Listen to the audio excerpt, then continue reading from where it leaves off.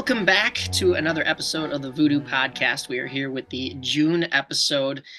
We just endured a busy weekend with Midwest Haunters Convention, and I have a cast and crew. It'll be less of an interview this time and more of just like a roundtable discussion, wrapping things up and talking about all the exciting things that weekend has to offer. Let me introduce my co-host, as always, on the podcast, Mr. Matt Nausid of Greenbrier Cemetery, and he just celebrated his first Father's Day. Congratulations, Matt. Thanks, man. Thanks. It was awesome. Congratulations. Thanks, Jim. That voice you hear is the man, the myth, the legend of Chicago haunt builders, the Jim Slanker. Welcome in for you are, other than the Voodoo crew, and of course my co-host Matt Nausid, the first returning guest on the podcast here. Wow, what an honor. Yeah. Well, thanks for having me. Not we once, knew we but had twice. we knew we had to have you on again because you are just so knowledgeable, and MHC has, at least in the home haunters way, has been your weekend now with the breakfast and setting everything up, and you do so much for everyone, and we're going to get into that, of course. But then my third, but not last, definitely not last, my other guest and my partner in crime that whole weekend of MHC and Voodoo. Let's see, how many titles do you have when it comes to Voodoo? You have the you run the merchandise, create the merchandise, you act, and none of us got any sleep that weekend. Emma Parker, welcome back. Oh, she's frozen. I gave too good of an intro. That's all. Yeah, well, I think that is creative director and actor extraordinaire.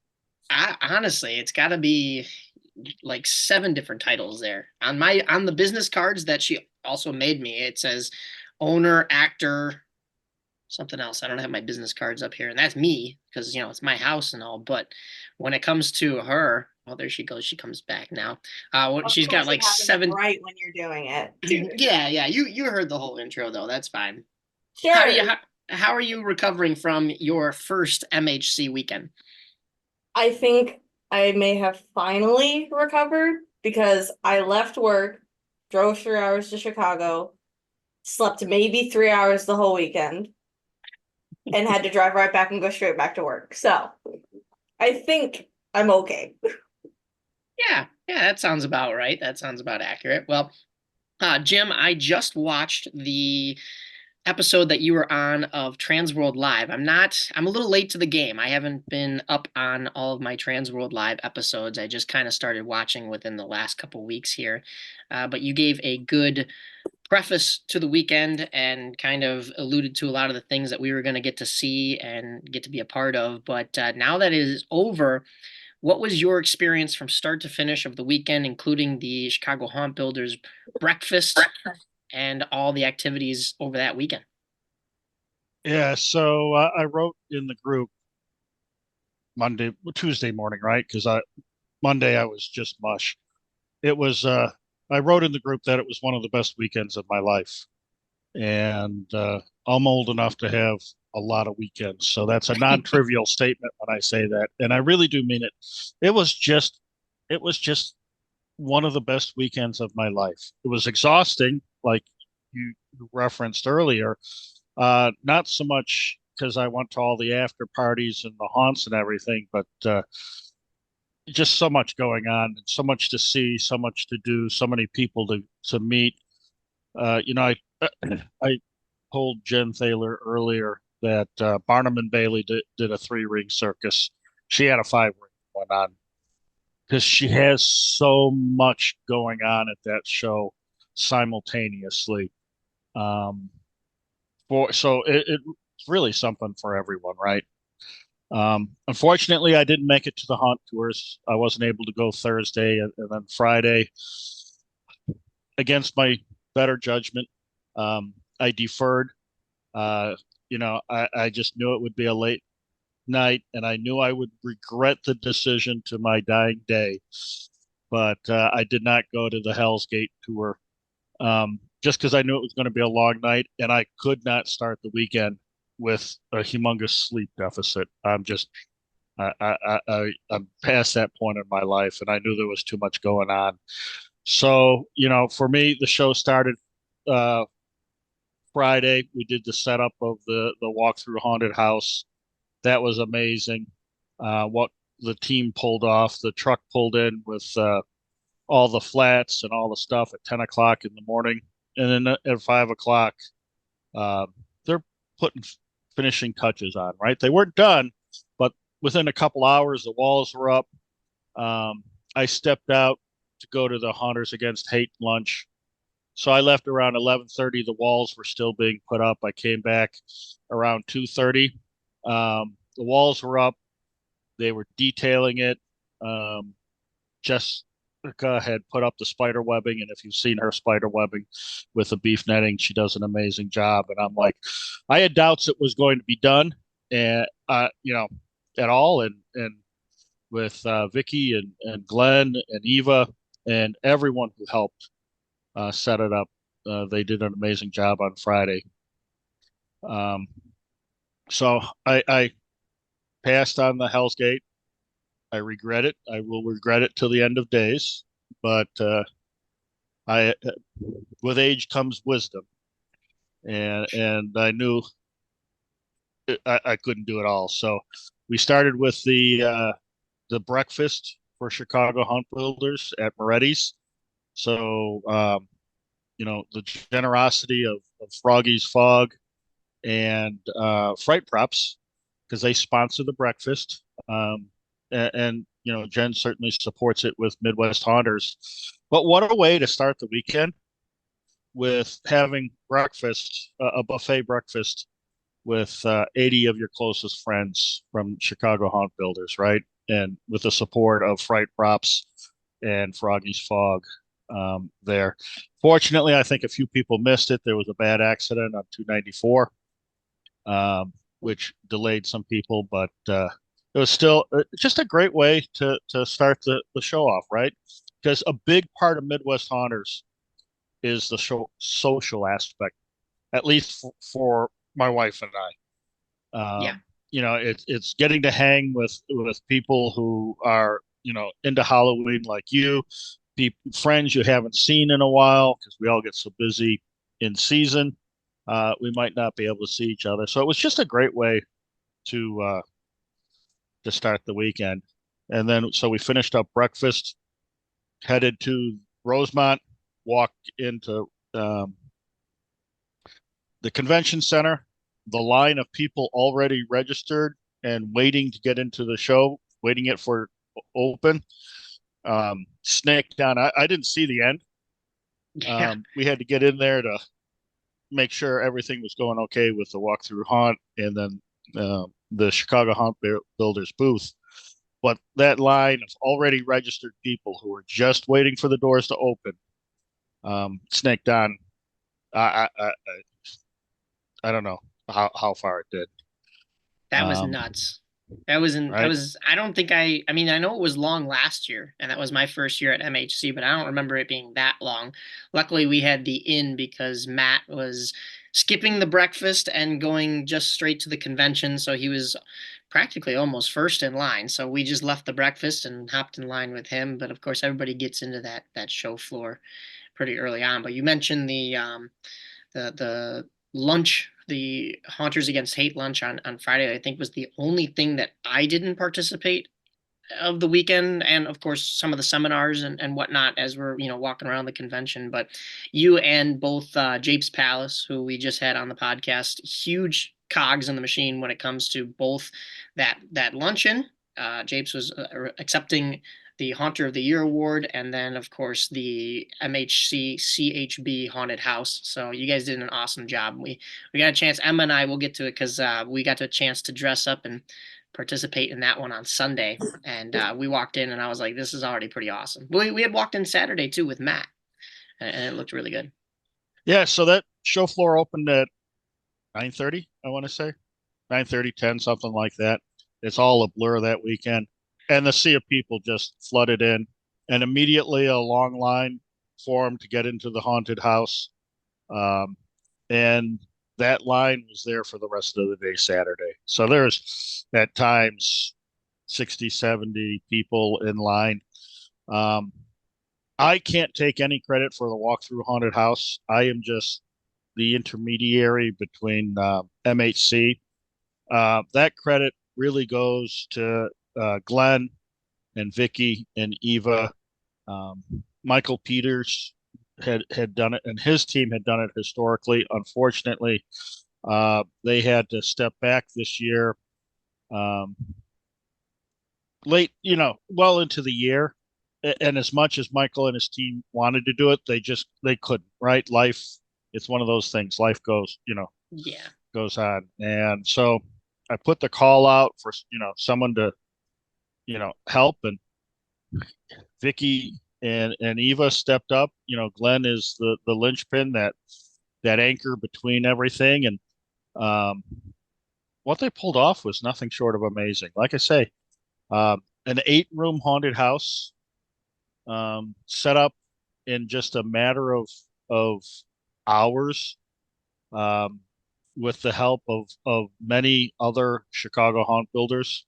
The facade, that Mike, I forget from what home haunt he's from.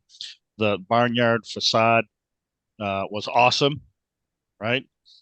You may or may not see something very similar to it in our haunt this year, because it's something right. I've toyed with in my mind. It's never gelled until I saw it. I went, that's it. So I might be stealing that idea.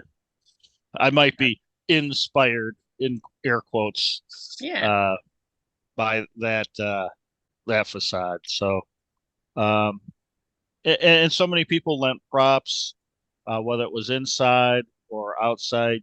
Japes coordinated the acting of that. And man, how lucky is the group to have Japes go, hey, I'll coordinate the acting, right? It raise his hand with everything else he does at MHC. So what an awesome opportunity to have him participate as well. So yeah, the walkthrough haunt had a line all day Saturday. And then we had volunteers at the Chicago Haunt Builders booth.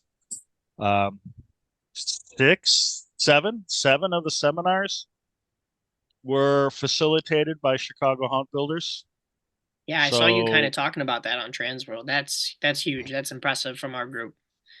Yeah. So when I say it's an amazing group of people, to have 7 subject matter experts, because everyone who spoke certainly was more than well qualified to do so, to have them, raise their hand and share their knowledge.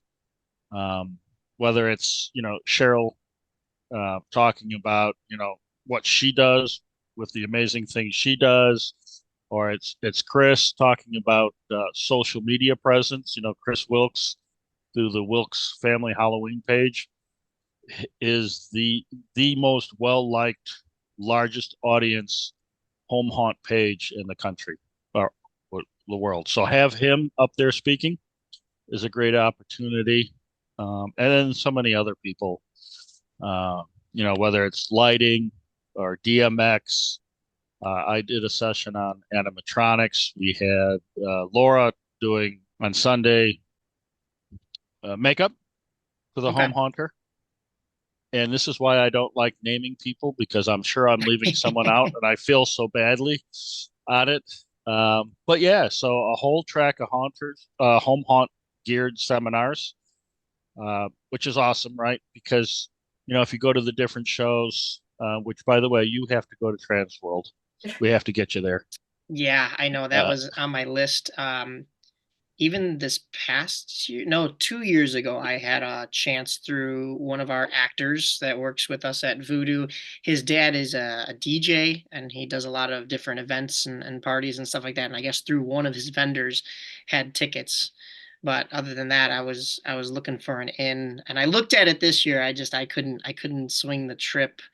Either the timing didn't line up. I don't know why I didn't look at it this year, but that is next on the bucket list, because now I've done 2 MHCs and TransWorld's next. Yeah, so so as much as I love MHC, there's no comparison between the two. MHC is a convention. It's all about the socialization. It's all about the party. You really can't describe TransWorld when you the show floor when you walk in there. It's just literally jaw dropping in there. So we have to get you there, and get you past your excuses. Yeah, definitely. Yeah. Well, yeah, I mean, you are, and you kind of alluded to it with how much knowledge you have of the group, even more so than me. We just talked about Father's Day. You are a father, but you are also the father of Chicago Haunt Builders, kind of at this point, with how much you do. And thank you, but that I'll argue with that. There's so many people who do so much in the group. It really is a group success on it. So yeah, that is true. But whenever there's an event going on, whether it's the shindig or the breakfast, Jim Slanker is at the head of it. So we want to come on and thank you and give you props. Did you get any good presents for Father's Day though, other than all the hard work paying off at MHC? My family made sure I was taken care of. Yes. Good. So. Okay. I saw, or I listened, I think it was on a radio station the other day. They said the 3 worst gifts you can get for Father's Day are socks, underwear, and pajamas. So rightfully so, I gave my dad some Voodoo on Vassar joggers, and Okay. that way it's not exactly pajamas. It definitely wasn't socks. I guess he could wear them as underwear, but yeah. So I didn't get any of those, so I did just fine. But we have, as I mentioned, another dad in here. Fresh dad. This was his first Father's Day. Matt, your MHC weekend was mostly Saturday because you have a lot of dad duties on the docket now. So what was it like, even though you had to take a little bit of a step back than your normal MHC routine? What was it like to be there Saturday, and what can you say about this year's event? I was really impressed with the show floor. I think actually Jim reached out to the group and was like, "Hey, what do you guys want to see at the show?"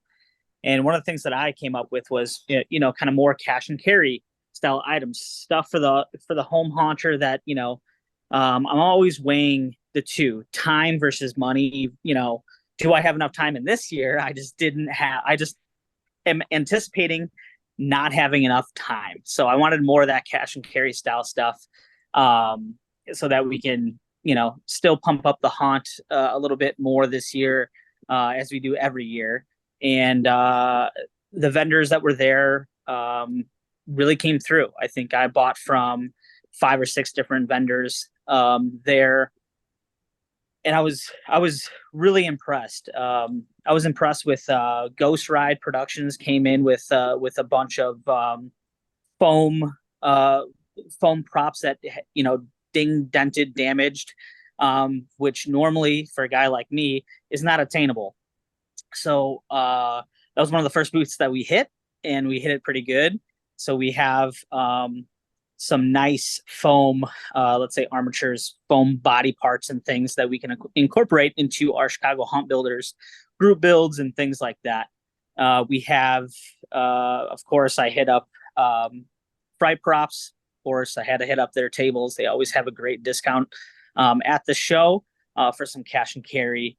And a few other ones that, I needed some, I don't know about needed, but wanted some items to help me out this year. And the show was excellent. The Chicago Haunt Builders walkthrough, I thought was, it gets better and better every single year. And with somebody else taking over other than Michael Peters, I thought it went so smooth. And from what I heard from the setup, obviously you just heard Jim talk about it, so quick, so efficient, and it was awesome. The facade that Jim is borrowing is was very, very cool. We had the front, yard set up with all of the different make and takes, and also other people showcasing their talents and abilities from the group, which was great to see. And then one of the highlights for me is learning about the new facility for, help me out here, Mike. Yeah, Forsaken Hollow. Forsaken Hollow, which is going to be Yes. a haunted attraction like fairground style, sort of like I won't compare the two, but it's going to have a haunted house. It's going to have uh, mini golf. It's going to have a paintball experience on a monster truck. It's going to have all different vendors there that you can go and buy things from. It's going to be a true destination. So I can't wait to see how that kind of comes through, and made some contacts over there at Forsaken Hollow.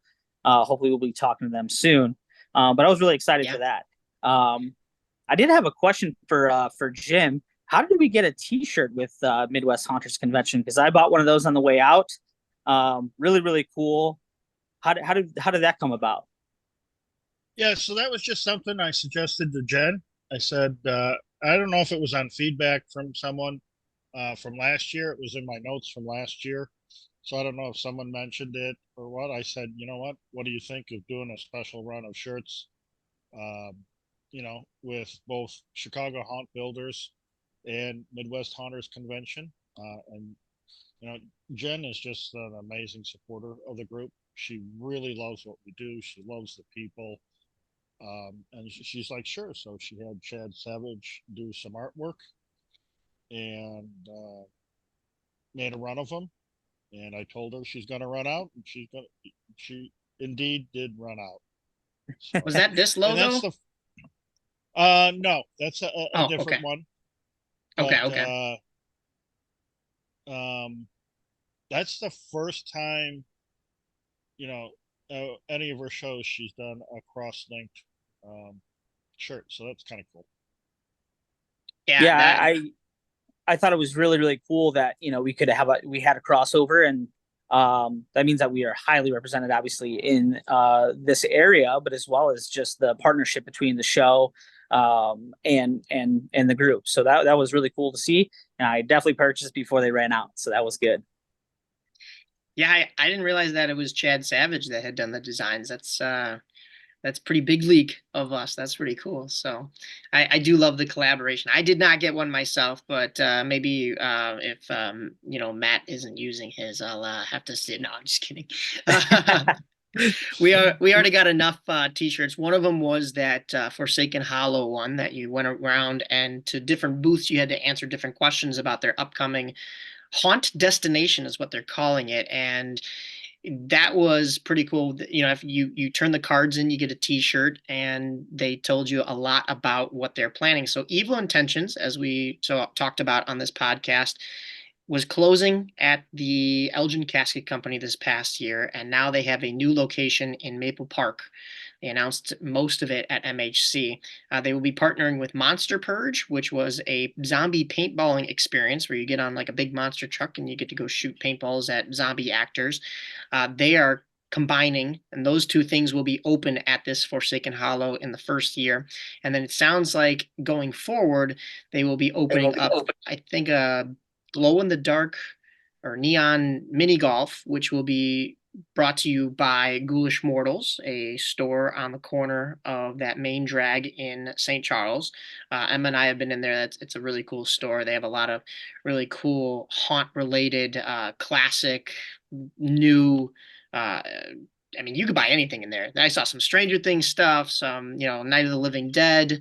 So they are definitely haunt fans like us.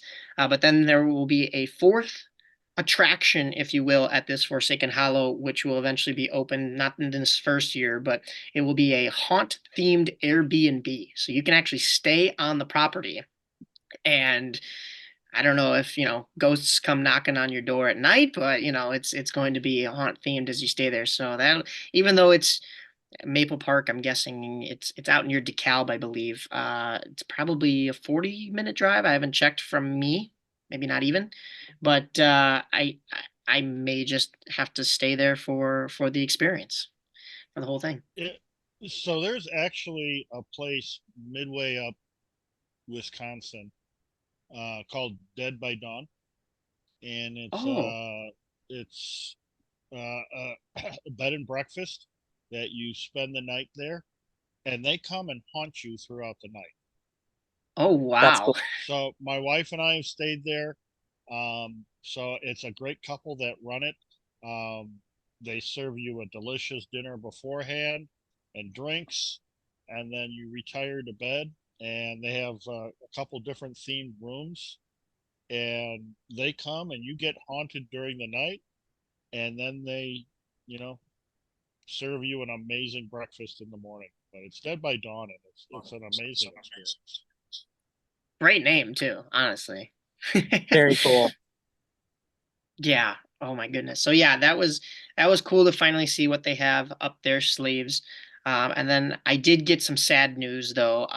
Another haunt that is leaving us, and we got to talk to two of their main components, I will say, back in, I want to say it was September, and Scott Swenson and Jeffrey Holmes. Terror Roulette apparently will not be coming back in 2024 in the Barrington Arboretum. So I'm sad to see them go. Jeff had actually called me while we were doing Voodoo last year, so it must have been late October, and said that they didn't like what they had originally started out with. And my dad and I went through and saw the show early, and we thought it was all right for a first year haunt.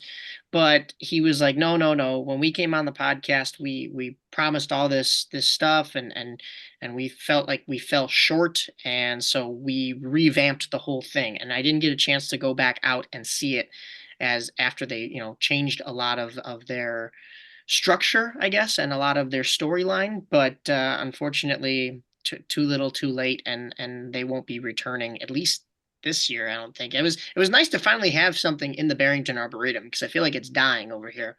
But hopefully those two guys, they have great haunt minds.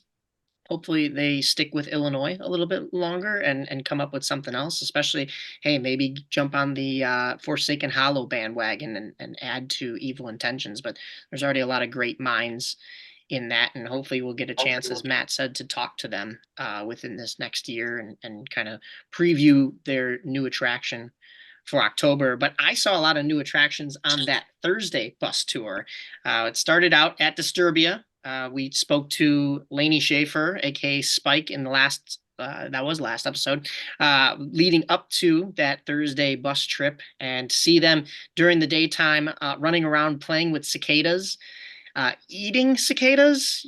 Yeah, that was creepy at 8 in the morning. And then the haunt itself is always great. Got to see our buddy Chains, Nick Sorallo, and just an awesome display. Have you been in? I don't know if anybody's been in their bathrooms, and I don't know if this is a new thing. I don't think I had ever been in their bathrooms before, but at least their men's bathroom, I can't attest to the ladies' room. In their men's bathroom, it was all Beetlejuice themed. In fact, when you go into the last stall, there's an actual animatronic Beetlejuice kind of looking down at you. So a little intrusive, but definitely very cool. They had the giant snake coming out of the ceiling, and all the walls were striped like Beetlejuice. So it was even a themed bathroom. And I don't know if that's new for them, but that was amazing. We went for Valentine's Day, and I will say my brain may be affected because it was so bitter cold those days. It was brutally cold, unfortunately. We had a warm 70-degree February, except when we went to Disturbia, but I don't remember that being there in February, so it sounds like it'd be new. Yeah, so that was a great way to kick off the tour. We had Tater as our bus captain, basically, on bus one. We immediately went to Evil on Erie right after that. They fed us there. We had some lunch, and then got to see a couple actors that we know from Illinois, actually. Kyle Miller and Lorenzo Skinner guest acting at Evil on Erie. If they stop eating my business cards as I hand them out in the line, we will get them on the podcast. And that's mostly Lorenzo. But Kyle was, of course, on stilts.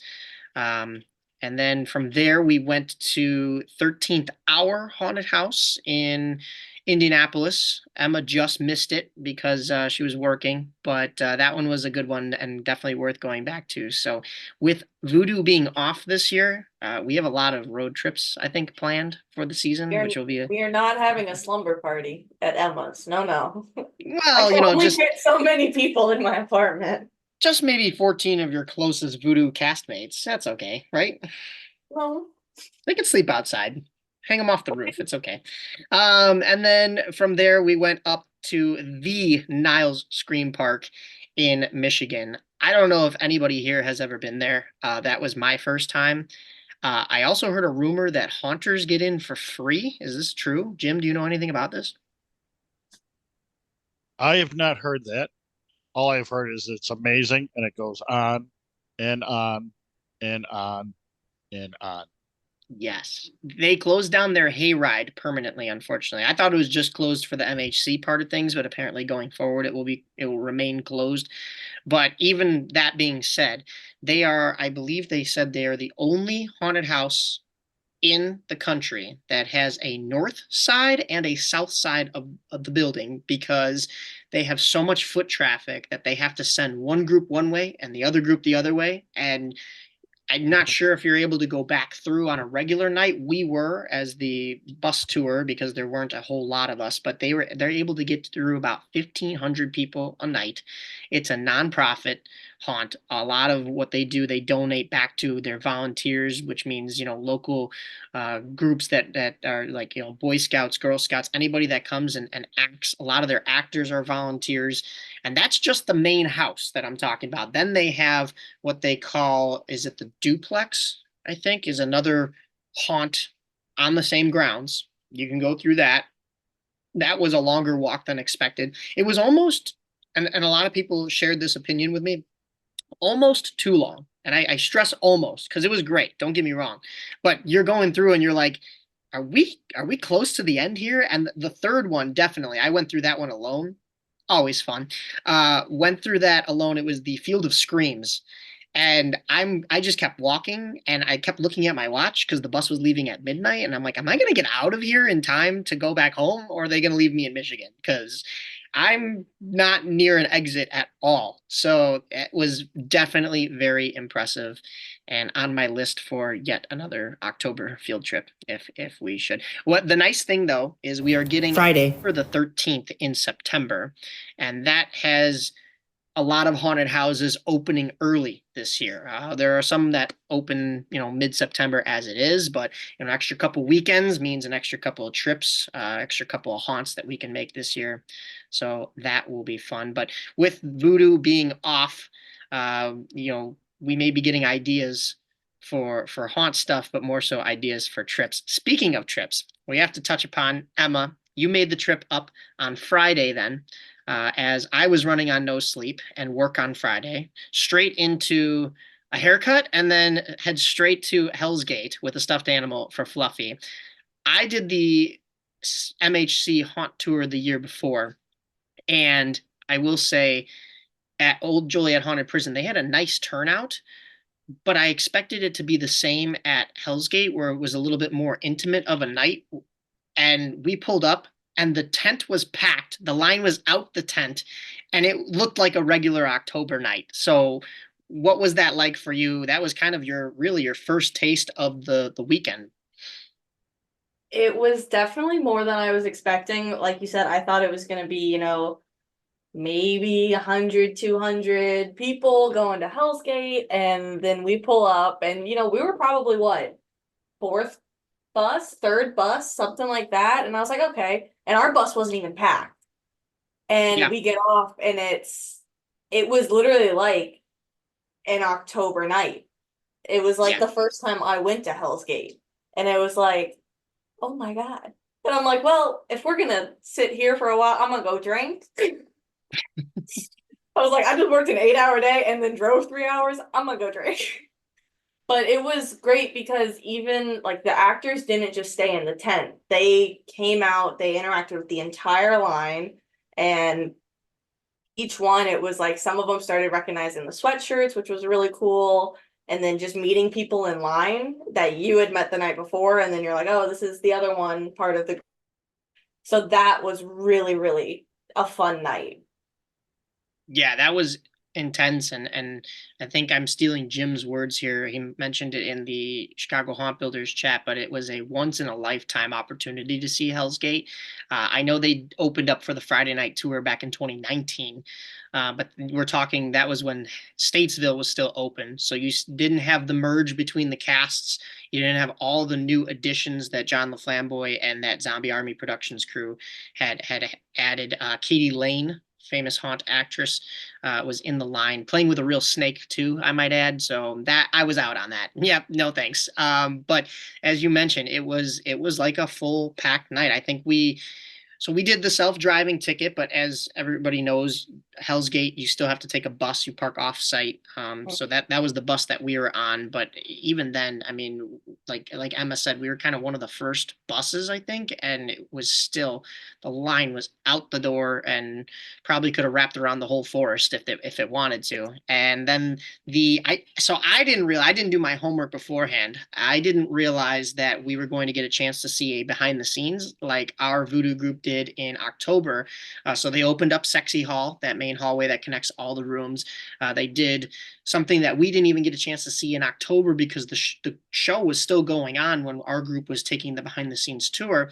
Once everyone got out of the Friday night haunt, they turned the lights on and you got to go through any of the rooms that you wanted. I'm not going to spoil anything for October, but if you have or haven't seen Hell's Gate, you need to go back this season because the crate room is different. It is now a sewer room, and it is, for lack of a better term, badass. It is impressive.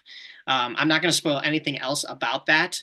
But the cast and crew, even in there, former guests of the podcast, Emma Von Zombie was in there. Once again, I didn't recognize her. I never am able to pick out people when they're in costume until they're in my face, basically. So that was impressive. And then, of course, you mentioned we got to hang out with the cast and crew after. Japes was there. That was another one I didn't recognize, and I literally just had him on the podcast. He was speaking gibberish to me out in the forest. And then afterwards, he took all the makeup and the costume off and was with us at Hell's Gate till 2:30 in the morning, just, talking with the actors and partying. And I mean, we talk about all the things that he had done with Jim and with Chicago Haunt Builders, and he was still there till 2:30 in the morning. So I can't even imagine how little sleep he was running on for the weekend. But that was impressive. And then that led into us getting pancakes with the Chicago Haunt Builders on Saturday. So Emma, that was, of course, I think it was your first time in Rosemont Convention Center, and then also, the actual convention part of things. So what were your thoughts on your first MHC? Well, definitely starting with the breakfast. They did a fantastic job, and I think this is probably only really the second big CHB thing I have been to, first being Shindig. And when Jim said like it's an incredible group of people, it really is because, I'm new to this and people, were recognizing me. Like Chad recognizes me, James recognizes me, and they're like, "Oh my God, how are you doing?" And they're like, "Congratulations on graduation." And I'm like, "Thanks." I'm like, "Great to see you too." So that really was great. And then I had no clue what I was walking into with the convention. I was like, okay, like I was thinking it was more like it is kind of home haunt based to a sense, but really getting to see people, like you see people's brains start working. Like Matt was running back and forth and you could see his like brain working on everything he wanted to do. So seeing that aspect of it, and just like for, you and I were not haunting this season, and just like taking a step back and just taking it all in was really great. But then also, we hung out with a bunch of the cast of Hell's Gate the night before, and then they were recognizing us when we were in there. So that was a lot of fun, and just being able to like talk with them and like get to know the person behind the character was a lot of fun. And then, like you said, running on no sleep at all, leaving and passing out in the car. That was great. Great experience. Yeah, so well, before we hit record, we were recapping that Emma and I left the convention at like about 1:00, which of course is right when our friend Caleb Wimbush and Fluffy, Jeff Walker, are walking in. And so we knew we had to come back, but we were going to go get lunch, right? And that turned into going back to my car. You passed out in the shotgun seat. I passed out in the driver's seat. The car never left the parking lot. Woke up like right before 3 o'clock, and we were like, yeah, might as well go Go right back. back into the convention at that point. Convention ends at 5. Grab dinner in Rosemont, have a roller hockey game at 7:30, play in that. Give up the game tying goal. We lost. That's all my bad. I was running on no sleep. That's my excuse. And then run right back to Rosemont for the after party, the costume party, which then had an after party in and of itself. So that was another 3 in the morning night. And that was also my first, well, the party itself, the costume party was great. I walked in as a sweaty, no, I showered, gross hockey player, no costume, but it was fun to see all of our friends from, as you mentioned, Hell's Gate, Disturbia. There were a couple of home haunters there. And everybody we had met, or I had met on that Thursday bus trip. But then the after party was a drag show. That was a first for me. Definitely interesting. I'll leave it at that. Yeah. So yeah, another 3 a.m. Night, which then led into our Sunday, and we had told Japes that we were going to give him a couple hours dressed up in the CHB MHC haunted house, and I think we got there just in time to work our shift from noon to 2. Sleeping in and then enjoying the rest of the convention. I will say I found a nice hallway in there, and I used my slide gear, which was a lot of fun. Emma, what was your experience? I had done the haunted house for a little bit last year, but what was it like acting in June? It was actually really refreshing. It was kind of nice. I didn't know I was going to do that coming into the weekend. I was, voluntold to do it. And just it was really nice to kind of like sink back into the character I've kind of been developing through voodoo and kind of figuring out what I was becoming. Unfortunately could not find my death whistle. I was told I wasn't allowed to scream, so had to restrain on that one. But the amount of times, people were walking through, and I don't know what it is with me, but they were all like, I didn't know you were real. I'm like, I don't stand that still, but apparently when I do, I look like a prop. And then, so that was a lot of fun, and just that same thing kind of we do with voodoo, finding those back passageways to kind of sneak through and figure out like where to get people a few times is a lot of fun. And just, it's kind of interesting. Like you and I have never, even with voodoo, like worked that closely in a room together. So like even you and I going off each other, it was just like going back into voodoo, like how Matt DeMille with our group, he and I work together so great whenever we're in a room together. So it was a lot of fun. Yeah, usually unless you have that death whistle, I stay away because I like my ears. And in that convention center, I think you would have been louder than those train horns going off from the one booth. So luckily, though, yeah, that wasn't the case. But yeah, it was a lot of fun. And yeah, I mean that was a heck of a weekend, I will say. Matt, like we talked about, you didn't get a whole lengthy time there because you have dad duties now, but we did get you your vacuum sealed gravestones. And I also have your projector still. I just found it the other day. So Oh, wonderful. we'll be getting that back to you. But, we hear that your pool is open. Uh, Pool brought to you also by James Schiffer. And, Mhm. now that we know the Hell's Gate crew, I guess we could invite some CHB and some Hell's Gate members over if Yeah, that's we might have to do something like that. Maybe a little open bar, maybe a couple props out there. We'll change the lights to orange in the pool. Who knows? We'll figure something out here. I you will had me at say open also, bar. and no, I will say also, if we're doing all that though, from our experience at Hell's Gate, we have to bring gummy worms. Oh, They're yes. they are a must now. So when we were at Hell's Gate Cogs was walking around, and I'm like, what is in it? Like, he's walking around like with his hand, and he has his other hand in it, like offering something to you. And I'm like, what is in his hands? And all of a sudden, like, he comes up with a gummy worm and like just dangles it. And I was like, I kind of want to eat it. So I go after the gummy worm, and like he feeds it. It was a great time. And then later down the road, does the same thing. And I'm like, yes, 2 gummy worms in 1 shot. Let's go. And then he came up to me a 3rd time, but I didn't realize, was Fluffy behind me when I don't remember. I don't know. All But I remember yeah, I think Fluffy had his own gummy worms. Oh, that's what it was. Fluffy had his own gummy worms, and I wanted a gummy worm, and he wouldn't give it. So then, Fluffy has no mask, so he shoves it down his eye hole. Yeah, no mouth. Yeah. It. And then he starts motioning to me, and I'm like, what? So he wanted me to grab the gummy worm, so I grabbed it, and I expected him to take it back, but then he gave it to me, and then I ate the gummy worm. Yeah, you ate the half-eaten gummy worm. Yeah. Yeah, it was funny though, because you said he has no mouth, opening, so he had to eat it through the eye socket, and you could see him chewing the gummy worm because it was going down each bite, like from his eye. So yeah, that was pretty funny.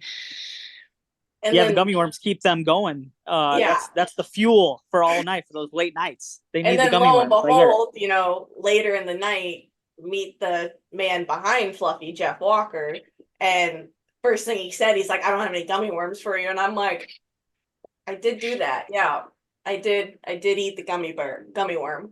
It's like running a marathon. They give you the little packs of the fruit snacks or the gummy worms on the side because, like Matt said, you gotta keep that energy up, especially on a summer night at Hell's Gate, which they're not always used to. And I know they got out of costume real fast after that because they were probably sweating bullets. But that was still secret. A heck of a show. Gummy worms. I'm bringing a bag of gummy worms when we go to Hell's Gate next year. In addition to all the stuffed animals we'll have ripped apart. So yes.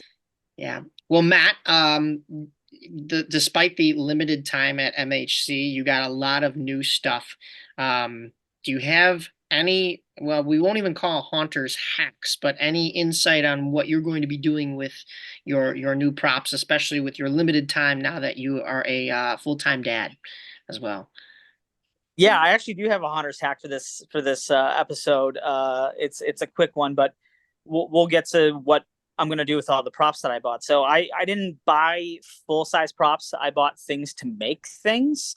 So I bought some things from Fry Props, controllers and things like that we can make into new things. I actually, Jim was so kind to bring my make and take because I had my baby during that time. So he brought the kits for the make and take. So I actually bought some foam busts and heads for those props that I'm going to have airbrushed and made up. So that will be the tops of all the armatures and things to make them more realistic. So that was the major thing that I wanted to get is those kind of zombie heads. I wanted zombie heads to really make sure that I can make these make and takes work. Because Jim was so kind enough to put in a foam, foam head so you can mask it up if you would like. So I'm going to try and go a different route. Just like we've talked about in the past, kind of making the same prop different. So I'm going to really try and do that. We also have another make and take coming up for a pneumatic prop, which I'm excited for, and that'll be used for that as well. And then I bought some backup motors and ordered Froggy's Fog and kind of just resupplied the haunt for what we're going to need here in the next season. So my haunters hack for this year is how to survive an MHC, Midwest Hunters Convention, or a TransWorld. This can be both, or pretty much any Hunters Convention at all. So there's three main things. One, do everything you can. This year, obviously, I had some circumstances that I couldn't, but do everything you can. Get out of your comfort zone, go to the seminars, go do all the tours, do anything that you can, do it. They're once-in-a-lifetime experiences. They're great. You learn a lot, even if you're just a fly on the wall. The second thing, if you're not a fly on the wall, talk to people. Everybody's willing to tell you about everything that they're doing. Their hunters hacks that everybody has in their brains, you can unlock those things at these hunters conventions, and everybody's so willing to help you and talk about their items, show you, they'll walk you through the whole process. So that's 1 and 2. The third one is, even if you are building, bring the dollars, bring your money. The items that are at these shows are cheaper. They are cheaper. They are right in front of your face. You can ask somebody from the company that you're buying from the vendor that you're buying from, to see how it works. Will this work for me? That's the best time. You have that customer service right in front of you. So make sure you bring your dollars, bring your money. I use it for not buying full-size props, but buy pieces to make props. But to each their own. You can do whatever you'd like. But those are my three tips there. So that's my Hunter's hack for this month. That's awesome. Yeah, definitely support the vendors. And if I could add a 4th point to your Haunters hack, which may contradict your first point of doing everything, make sure you load up on sleep. Because as we've alluded to here, I got none the entire weekend. So yeah, definitely do that. I think you mean gummy worms. That's the key. Yeah, that too. Yeah. That's where you gotta do. You gotta load up on the gummy worms, like being a little bit again. of sleep. Make sure you have a passenger seat of a car in the convention center parking lot. You'll be fine. Yeah. Here I am complaining about sleep, and you have a newborn at home, so I'll get off my soapbox here. But but yes, you mentioned the make and takes coming up. We head back to the man, Jim Slanker. Can you tell us what is going on in the future for the Chicago Haunt Builders? I know we have a make and take, and we have the thing that I signed up for, the techie sale. Yeah, so Mike Yasenbook and Toby Rolson are putting together a pneumatic make and take. I want to say July 28th. I'm doing that from memory, and I'm old, so that's correct. Take it for what it's worth. But how awesome is that? It's a pretty involved make and take, and they're gonna give people the opportunity to dip their toes into welding, which is awesome. So it's limited in participation, but you can come and hang out, watch, and probably dip your toes in welding. I don't want to speak for them, but they're making Mike's putting together the prop. It's going to have multiple actions using a single cylinder. So that's what the group. One of the big things about the group is you learn so much, right? And that's what the make and take is for. It's great that people go home with a prop, but the make and takes are really the opportunity to get exposed to something that you probably don't know much about. And then have the support of multiple people there with you to get you through it, right? So, and that one's just going to be awesome on that. So that's the end of July. Before that, Techie, which is a huge sponsor of the Shindig, which if you want some breaking news, I can tell you the date of the 2025 Shindig. Yeah, go for it. I won't be posting it until later tonight. Save the date post is going to be going out, but the 10th annual, so where it's going to be a milestone year for the Shindig, is going to be Saturday, January 18th, and Moretti's in Bartlett again. So they did an awesome job. So save the date for that. Great opportunity to get together with 300 of your closest haunter friends in the middle of January. But Techie is a huge sponsor of that. They donate literally a truckload of stuff. And if you're unfamiliar with the name Techie, they produce props for Spirit, Lowe's, Home Depot, Party City. So they're a manufacturer of many of the props and animatronics for those stores. So they're having a warehouse sale. They want to clear out a bunch of their stock to make way for new stuff. So a lot of the stuff that's one-offs, two-offs, you know, uh, even prototypes. It's July 1st and 2nd. So Yes. Monday and Tuesday, I believe. Um, so they're opening up, having a garage sale. Um, I would hit it on Monday morning. I think it opens at 10. Um, and be ready for mass mayhem. I think it's going to be insane there. In fact, I even So Matt will be in line at 8 a.m. on the Yep. 30th. On the Yep, on the 30th. 30th. On the Same day. 30th, camping out. Yeah, so yeah, I think it's going to be a blowout event. Um, but that's great. You know, they came to Chicago Haunt Builders. They said, "Hey, we want to make sure you guys are aware of this, you know, and get a heads up on it." So that we have a there's talk of a makeup make and take. That's not finalized. Laura Sasinka, who did the seminar, it floated that. So that's in the air, but there's a potential. And then we have the Chicago Haunt Builders yard sale. And I want to say that's Saturday, September 5th. September 7th, I think. I had it 7th? right in front of me. All right. Yeah. That's at Massacre, right? Yeah, it is. So Brian of Massacre is making his parking lot available. Chicago Haunt Builders get a free spot to sell off the props. You know, people who are, you know, have added on or changed themes, they get an opportunity to have a spot to sell off their stuff for free. I think that's going to be another gangbuster event there as well. And there's a few other things that potentially are in the works as well. But a pretty busy summer for Chicago Haunt Builders. Coming off getting to play Halloween in June at MHC, which is was such an awesome opportunity, right? Because we're so Oh yeah. busy in the season, um, just getting the chance to play Halloween in June is always great. Yeah. Yeah.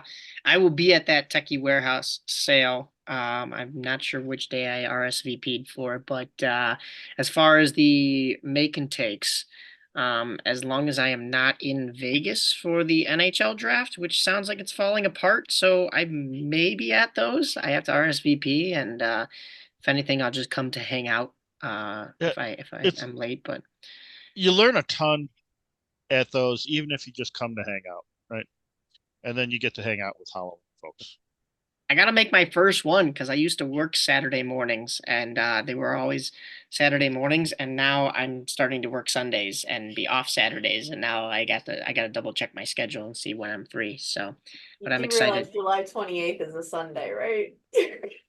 Yeah, we could always take that off if I am going to Vegas and I fly back. I could always just take that Sunday off because I'll be flying back, and that means flying right to the make and take, you know. So He's not too far. You going out of Midway or O'Hare? probably out of O'Hare. If you want to change your flight, I don't think he's that far from Midway. Okay. Well, yeah, if anything, I drove all over creation on MHC weekend. Other Right. than that, I did jump on the bus for the Thursday trip. I got my show notes done while I was listening to Tater on the bus. So, uh, yeah, so I wouldn't be opposed. That'd be fine with me.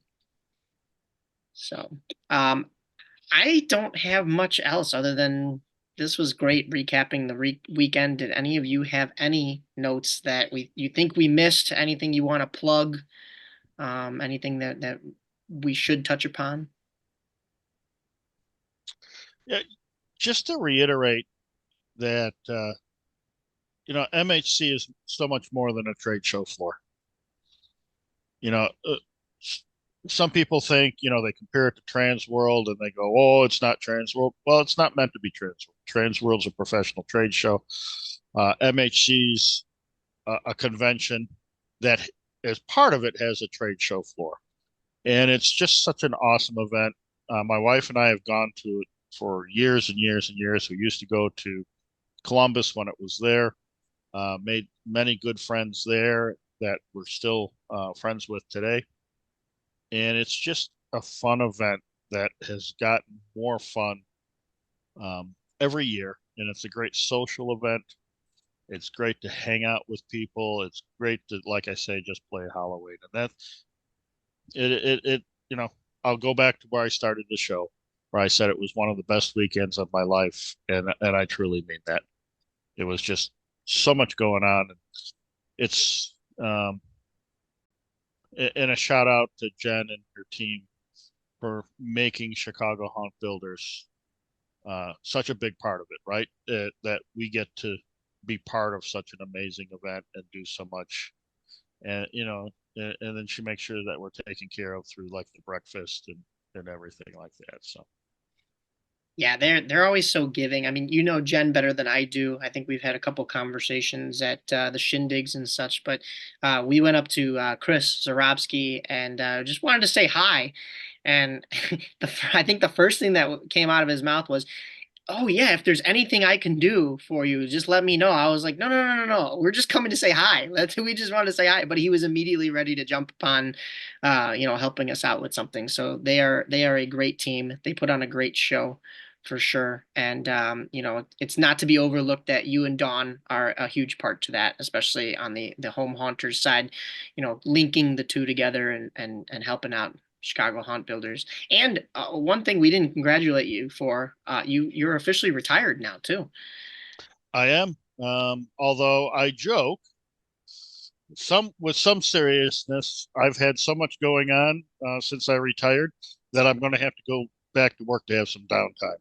Yeah, Just because now you have to give 100% of your time and 100% of your budget to Halloween now, and you yeah. guys do Christmas, so Sadly, I've had very little time to work on anything just of my own for Halloween in the last few months.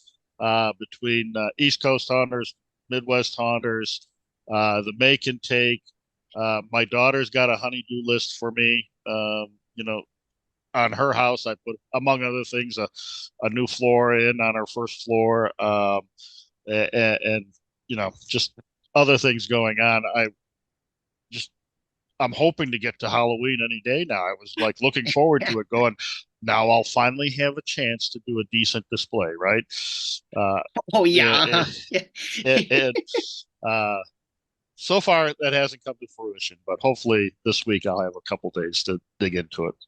But thank you. for, for anybody that hasn't been out to see Canyon Trail Cemetery. Oh, and I have my patch. I did collect a bunch of patches already this week. Where's my Canyon Trail patch? It's right there.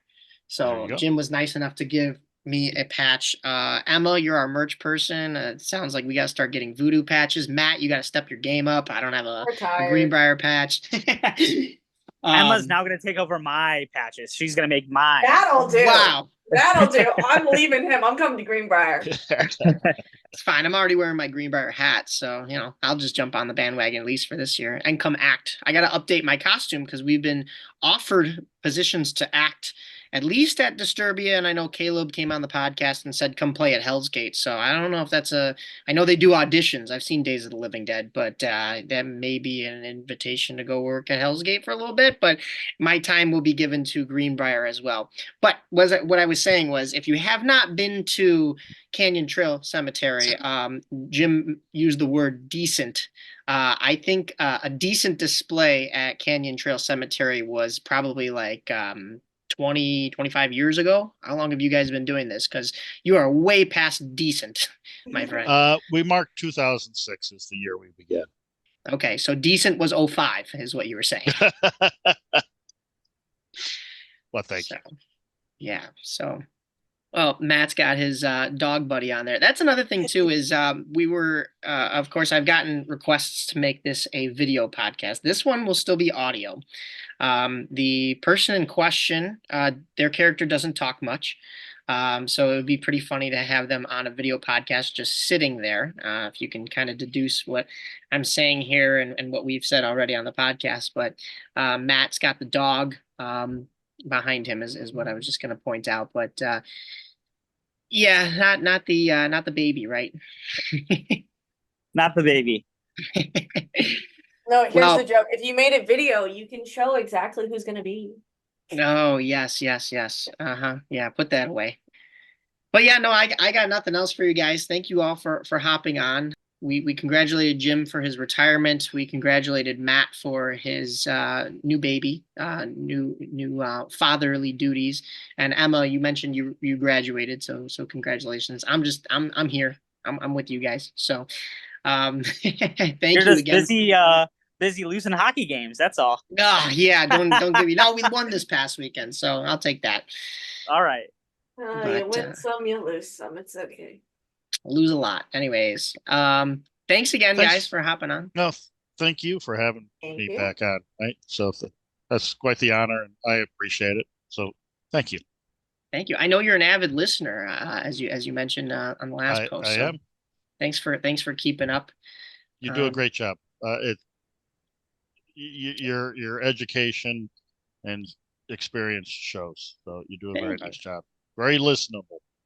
Thank you, thank you. I the one thing I did say to Japes when he came through the MHC CHB haunted house was I was of course in character, but I said you have a face for audio podcasting, which could have been directed right back at myself. Not just because I had the mask on. It was more so if I took the mask off. It's definitely audio podcasting. But Japes was laughing at it too. So Matt, it was good to see you.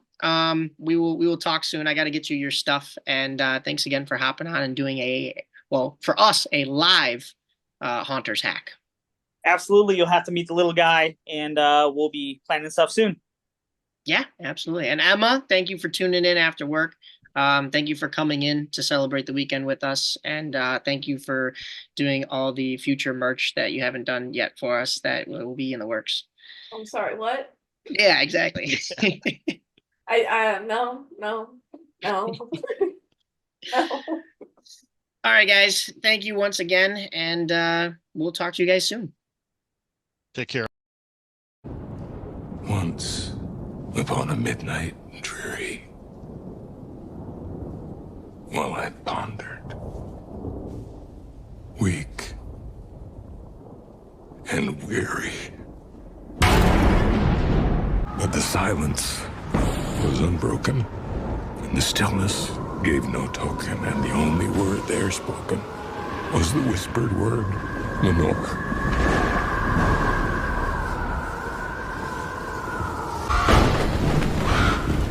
Thank you again to Jim Slanker, my co-host Matt Nausid, and Emma Parker for jumping on to recap a little bit of the hectic MHC weekend. We're still talking about it here. My next interview is with a special actor that was at MHC weekend. He was also at Evil on Erie during the Thursday Pre-Convention Bus Tour. That is Kyle Miller, A.K.A. Doc from Baldwin Asylum, but he cameos at a lot of different haunts, so we're going to get into that. But before I jump into that, I just want to recap. There are finally dates to be had for the Disturbia Summer Screams event. That is Friday and Saturday, July 12th and 13th, I believe 7 to 10 p.m. both nights. So get over there, get your tickets now for this Summer Screams event. We heard from Lainey Schaefer last episode that they were going to be doing this, and Basement of the Dead has some things in the work. I think a lot of these haunted houses are going to be opening up for Friday the 13th in September, so a little bit early. So go out and see Summer Screams and be ready for September. I also want to mention that in the meantime, I finally was able to watch some horror genre. I was able to watch the original Amityville Horror. I had never seen it actually. It was good. It wasn't what I expected, but of course, it was based on a true story, so it has to stay true to what the actual events were.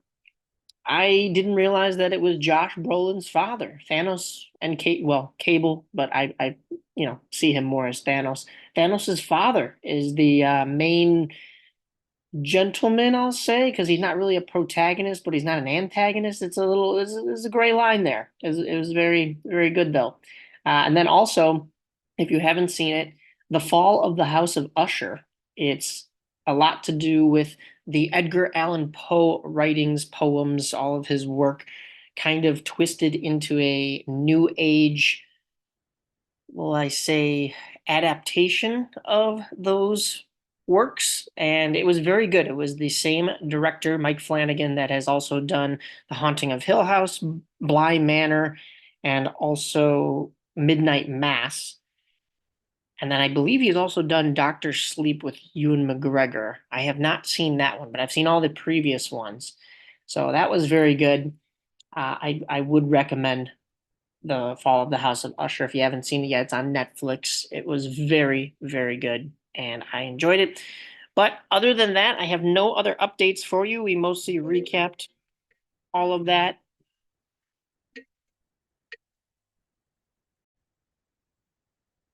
We mostly recapped all of that in our little MHC breakdown. But without further ado, let's get into the next interview I have lined up for you with Kyle Miller.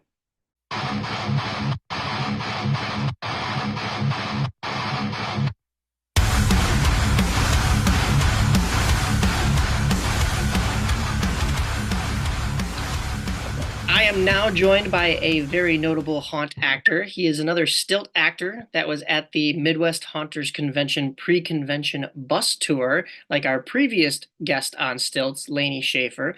However, he was at Evil on Erie in Lafayette, but during the season, you may have also seen him at various haunts such as Disturbia or Massacre.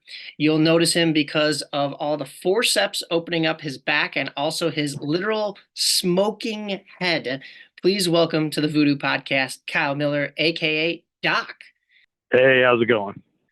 Pretty good, man. Thanks for hopping on. And I must start with the cookie cutter question. We must know when and where you got your start in haunting and all things Halloween. Well, I got my start at a little tiny haunt, kind of like most of us in high school. It was located in Rantoul, Illinois. And it was called Dungeon of Doom, which nobody has ever heard of because it was just a tiny little haunt. But where I learned most of my stuff was actually from working with a guy in the haunt industry, Chicago haunt industry, called Carmike at a very notable haunted attraction called Dream Reapers. Oh, yeah. Okay. I'm one of those guys. There's a lot of us in the haunt industry. I was a wee little guy back then. Worked up there back on my Mannheim Road. If anybody remembers that location. Yeah, we get a lot of Dream Reapers. I want to say overflow. I don't know if that's the right word, but so many of those Dream Reapers names have gone on to do other things in the haunt world even today. So that's pretty impressive. There's a lot of us that are very deeply rooted in the Chicago haunt scene still. Yeah. I mean, and scattered all around too. I know you mentioned that you started out at a small haunt called Dungeon of Doom, not to be confused with the Dungeon of Doom that is now in Zion. I don't believe there's any connection there. It sounds like yours was much smaller. Yeah, this was just like a step up from a home haunt. So okay, there's zero connection, just the name.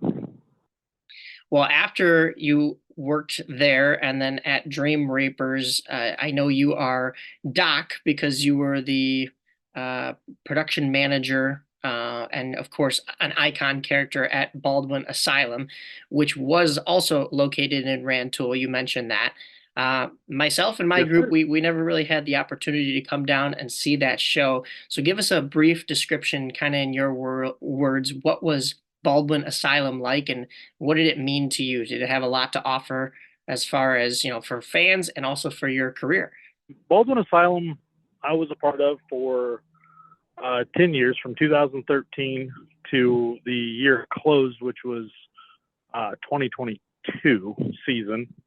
And it was an asylum-based haunt, as you can kind of tell. We were kind of relatively low budget, but we had a lot of talented people. And with that talent, we put on a very unique and very in-your-face, old-school style show that isn't seen that much. We tried to bring the Chicago-style haunt to a smaller, outside of Chicago audience. And we were the only one that I know of besides Spook Hollow, which is in Peoria, south of I-80, that was pretty much in, Haunted Illinois' top 10, Illinois Top 5's top 10, and scarefactor.com's, top 15 in the nation haunts. So, I mean, we held our own for being one of the little guys in a David and Goliath type battle with Chicago haunts.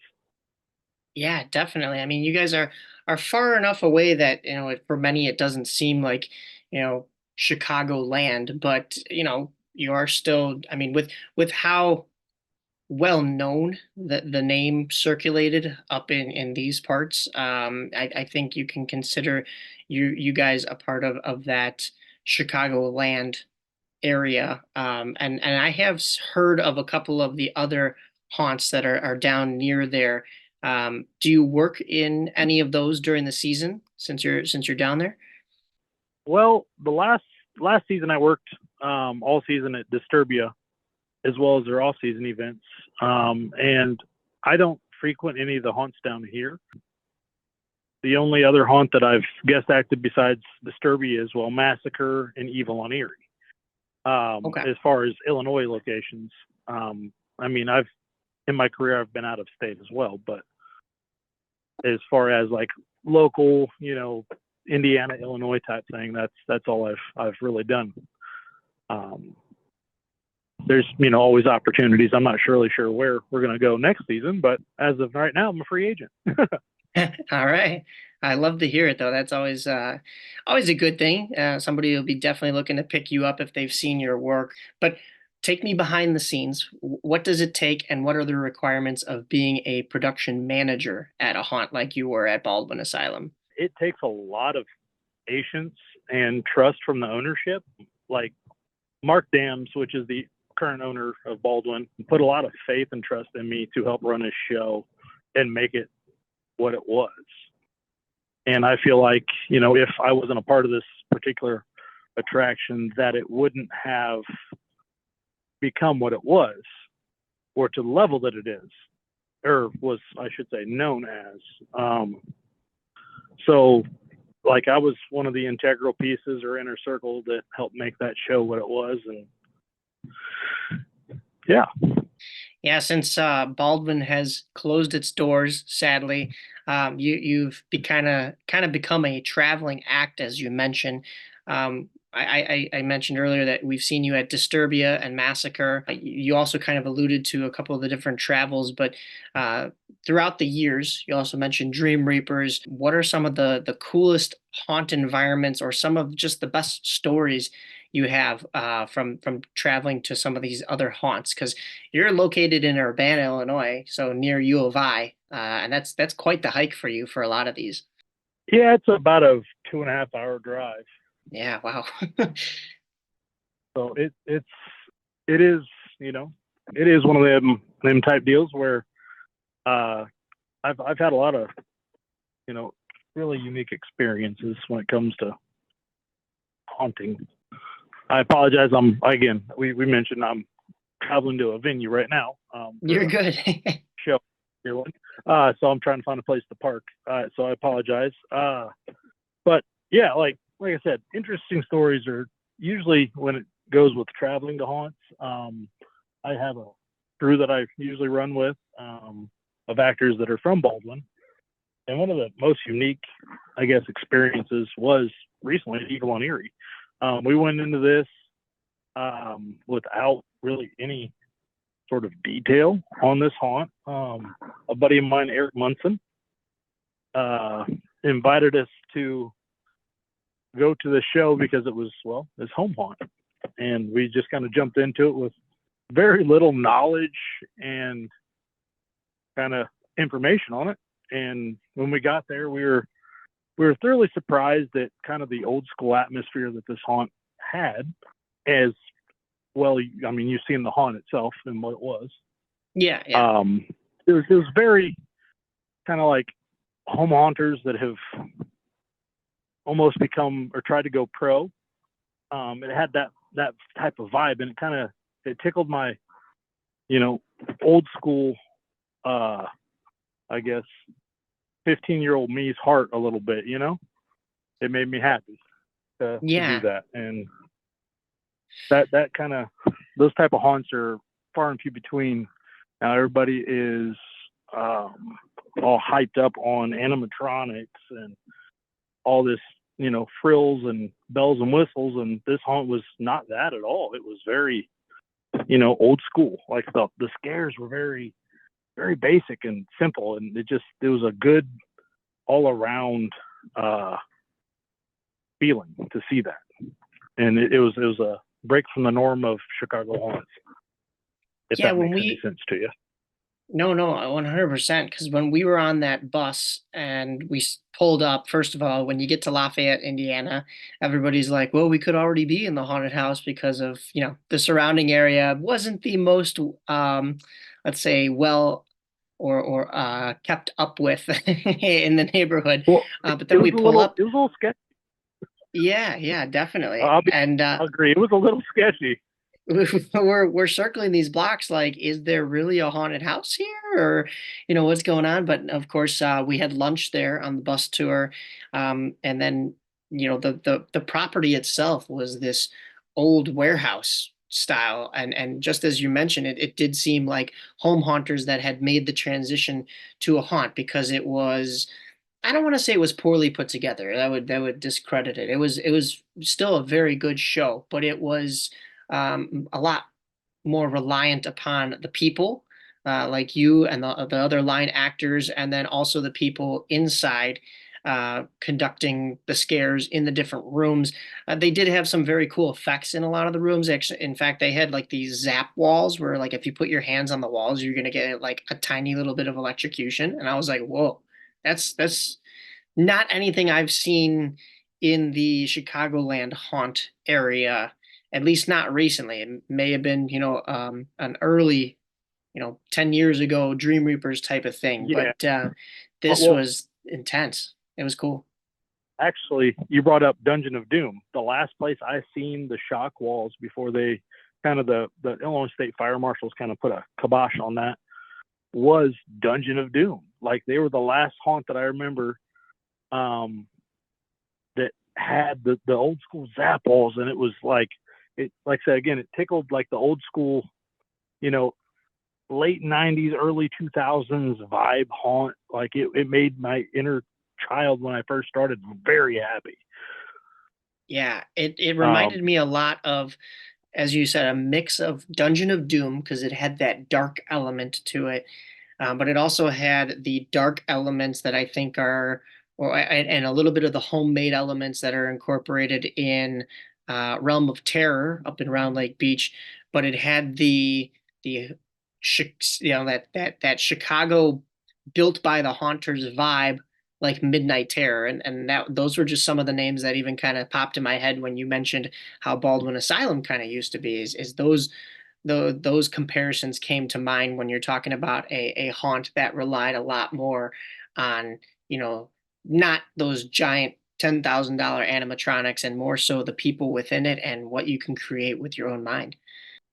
Yes. Kind of to touch back base on Baldwin a little bit there, like our haunt, I think we had a total of maybe 13 animatronics throughout the show, and a lot of older first generation distortion props. We had one of only two haunts that I know of that has this particular prop from Distortion. It was made for TransWorld for one of their shows. It's a animatronic werewolf, and us and Arx Mortis in Killeen, Alabama are the only two haunts in the entire nation that have these props. Wow. Like, they're extremely rare. They never made any more of them. They're just kind of a show off piece that, Ed Edmonds does for Distortions Unlimited. And it's kind of a unique thing that we had, and we're like, yeah, we were real proud of it.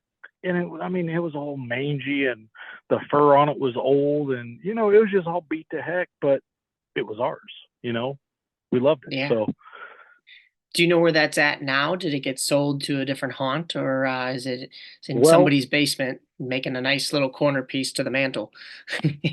that kind of puts me in a different segue.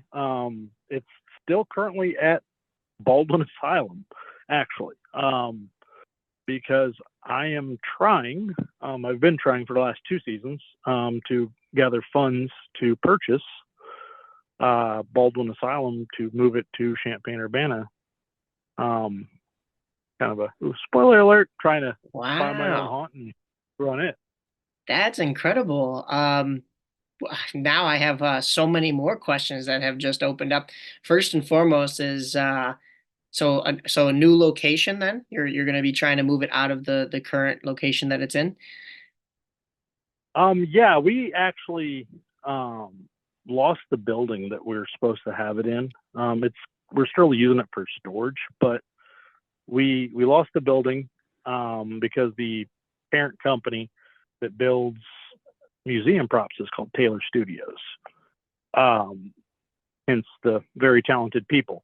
They build museum props for like the Marines Museum, National Museum. There's a World War II museum they built stuff for.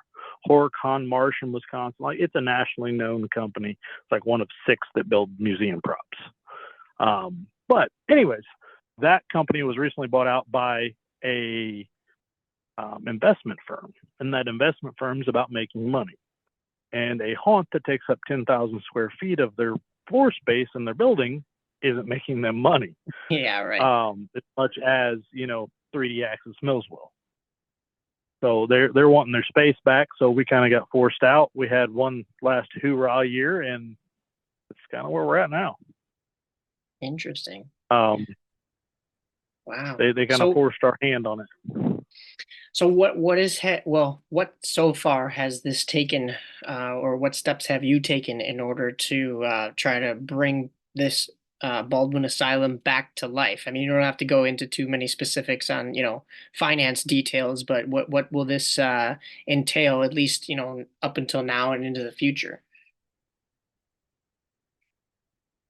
Right now, I've went through all the hoops and hurdles. I've got a partner that's paired up with me now, Brendan O'Malley, another former Dream Reapers guy, that we've been trying to gather funding. We've got a possible good offer from a company that does community enrichment, and they're called Justine Peterson, and they focus on giving loans to people that are starting new businesses. So it's a focus for community building and startups. So kind of right up our alley. And that's kind of our current avenue we're doing right now, and trying to get all that situated, as well as traditional, bank loans and all that jazz. We don't want to bore you with business stuff, but yeah, that's kind of, we're trying to, no rock unturned. If anybody wants to donate, we're more than welcome to take donations too. Well, where can they send those donations over to you? You have any kind of GoFundMe links or anything? I currently don't have a GoFundMe link. All I have right now is my PayPal that's set up, which is legendarychaosproductions@gmail.com. And that's currently all I have set up at this moment. Or they can email me or send me a message on Facebook. My name's Kyle Miller. It's got a picture of my character, pretty easy to find on there. And I can set them up in the right direction if they want to pursue that avenue. Cool. Yeah. And if the listeners are true fans of the show and true fans of haunting, let's hope that they can help out with Baldwin Asylum and get you guys back on the map. But let's fast forward to that MHC weekend. So as we mentioned, we saw you at Evil on Erie and Lafayette, but how was the rest of your weekend, and what did you get to participate in for the rest of that incredible, for me, it was a sleepless weekend. I don't know about for you. Yeah, I literally went to Lafayette, Indiana, which is about an hour drive for me from University of Illinois campus. That is going from U of I to Purdue University, which is crazy in its own right. But we went there, then drove back home that night, and then proceeded Friday morning to wake up and drive the 2.5 hours to Rosemont to the convention center as a group, and took part in all the festivities that was MHC. Buddy of mine, Lorenzo Skinner, he was doing a demo with Brandy B Studios. So he was busy with that all weekend. We had another friend of mine that was doing makeup demos for Dreadworks FX. I didn't take part in any of that jazz because, you know, I'm terrified to show my talents for that. But yeah, I mean, it was a crazy weekend, and we didn't really get much sleep either, to be honest with you. MHC, the best part about it, MHC, was getting to sit down like after the show in the hotel lobby and talking with those people. Alan Hops, Boston Petit, talking to Mason from Dreadworks FX, talking to the owner of Woods of Terror and their cast and crew, Mr. Jimmy FX. He's one of the guys that works for Woods of Terror. Like, getting to sit down and actually converse with those guys, and everybody like puts these guys on pedestals, you know, as like some larger than life celebrities, and I'm like, they're just like us, man. They're just, you know, big kids that love Halloween.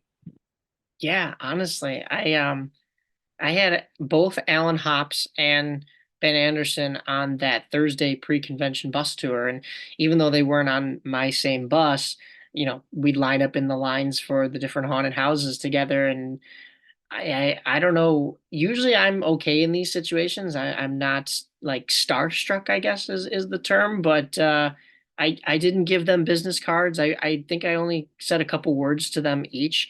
We had some nice conversations, but I think most of us were there to kind of enjoy it that day. So I didn't want to bombard them with, you know, hey, come on the podcast, or hey, also, I haven't seen their haunts. That's still on the list to travel. The only real out of state traveling that I myself have done, a couple up in Wisconsin, and then that Thursday bus tour, which took us to two haunts in Indiana and Niles Scream Park. But you know, I do have to see their work before I go in for the kill on that one. But I am I'm in talks with John LaFlamboy a bunch of Zombie Army Productions, and of course Hell's Gate. So getting to see him that weekend, it was like kind of seeing an old friend. He's been on the podcast here before, and seeing everything he had done. I know you mentioned getting to partake in all the rest of the festivities that weekend. Did you make it out to Hell's Gate for the Friday night tour? I did not make it out to Hell's Gate. I've been through Hell's Gate more times than I can count on one hand. Me too. Had a bunch of guest actors and such there, but like, yeah, it just, I couldn't, you know, put forth the money to go to a haunt that I've seen, you know, a lot, and I'm just like, yeah, I can catch it during regular season. That's fair. Yeah, it was a little bit steeper of a ticket price than normal season, but all the extra amenities, they did a whole lights on tour afterwards, and you know, my group has seen it before, thanks to John and his cast and crew. But yeah, no, it was cool getting a chance to see it again. And since they've made some adjustments, I won't spoil anything for you for when you go back this year. But they've done some things to some of those rooms, and it is very, very cool. But I mentioned that you are a stilt walker. We actually had one of those on the podcast last episode, Lainey Schaefer, who is Spike at Disturbia Haunted House. She was at our first stop on that Thursday convention, pre-convention bus tour. When did you know, though, that you wanted to be a stilt walker, and what's it like being able to be above everyone and scare from the clouds, basically? I started stilt walking right out of high school with a little local haunt. It was kind of like I wanted to be larger than life, if that makes sense.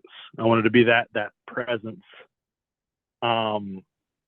And stilts did that for me. It made me a larger than life, real life character. and just towering over people is kind of empowering almost. It's kind of fun. And there's not a lot there's a lot, I should say, there's a lot that can stilt walk. And a lot of stilt walkers have got this weird persona about them, like, I want to be the tallest. And I'm not focused on being the tallest. I want to be able to do a lot of crazy stuff on stilts that most people can't. Like, a lot of guys can't spin around 360 degrees on stilts. That's kind of one of my big things. And in a confined space in a queue line at Disturbia, Lainey is a great stilt actor and actress. She's very focused on height still. But like I said, I've worked alongside with her as well, and she's a good time and a good person too. So yeah.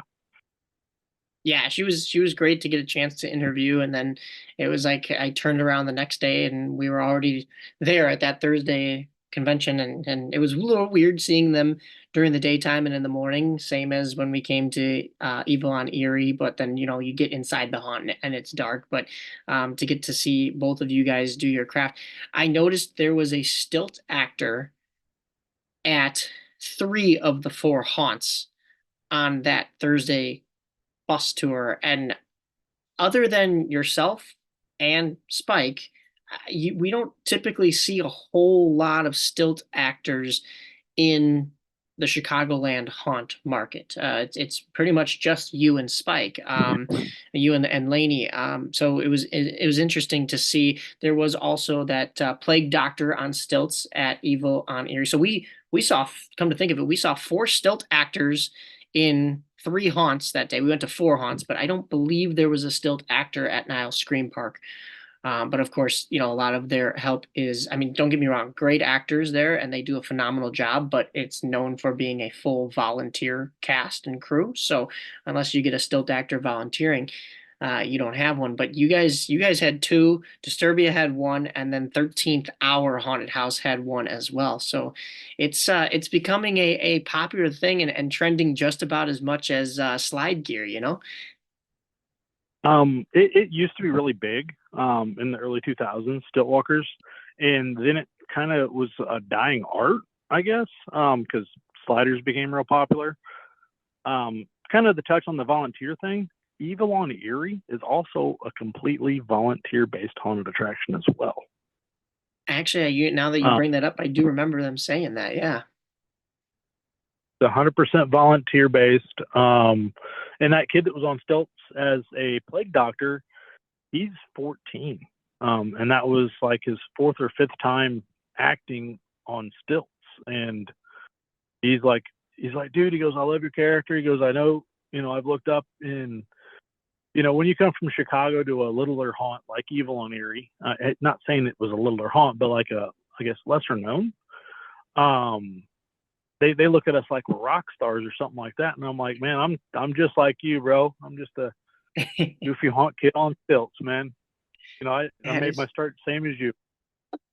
That is cool. I did not know he was only 14. I took a video of him and I sent it to our Voodoo on Vassar group chat because my one friend, Matt, he dresses up as our plague doctor, not on stilts, but he can stand as still as a statue and people don't know whether he's real or not. So I sent it to the group and I was like, Matt, we need to get you on stilts because look at what this guy could do, not even realizing that's a 14-year-old kid. That's impressive because he was carrying around the staff.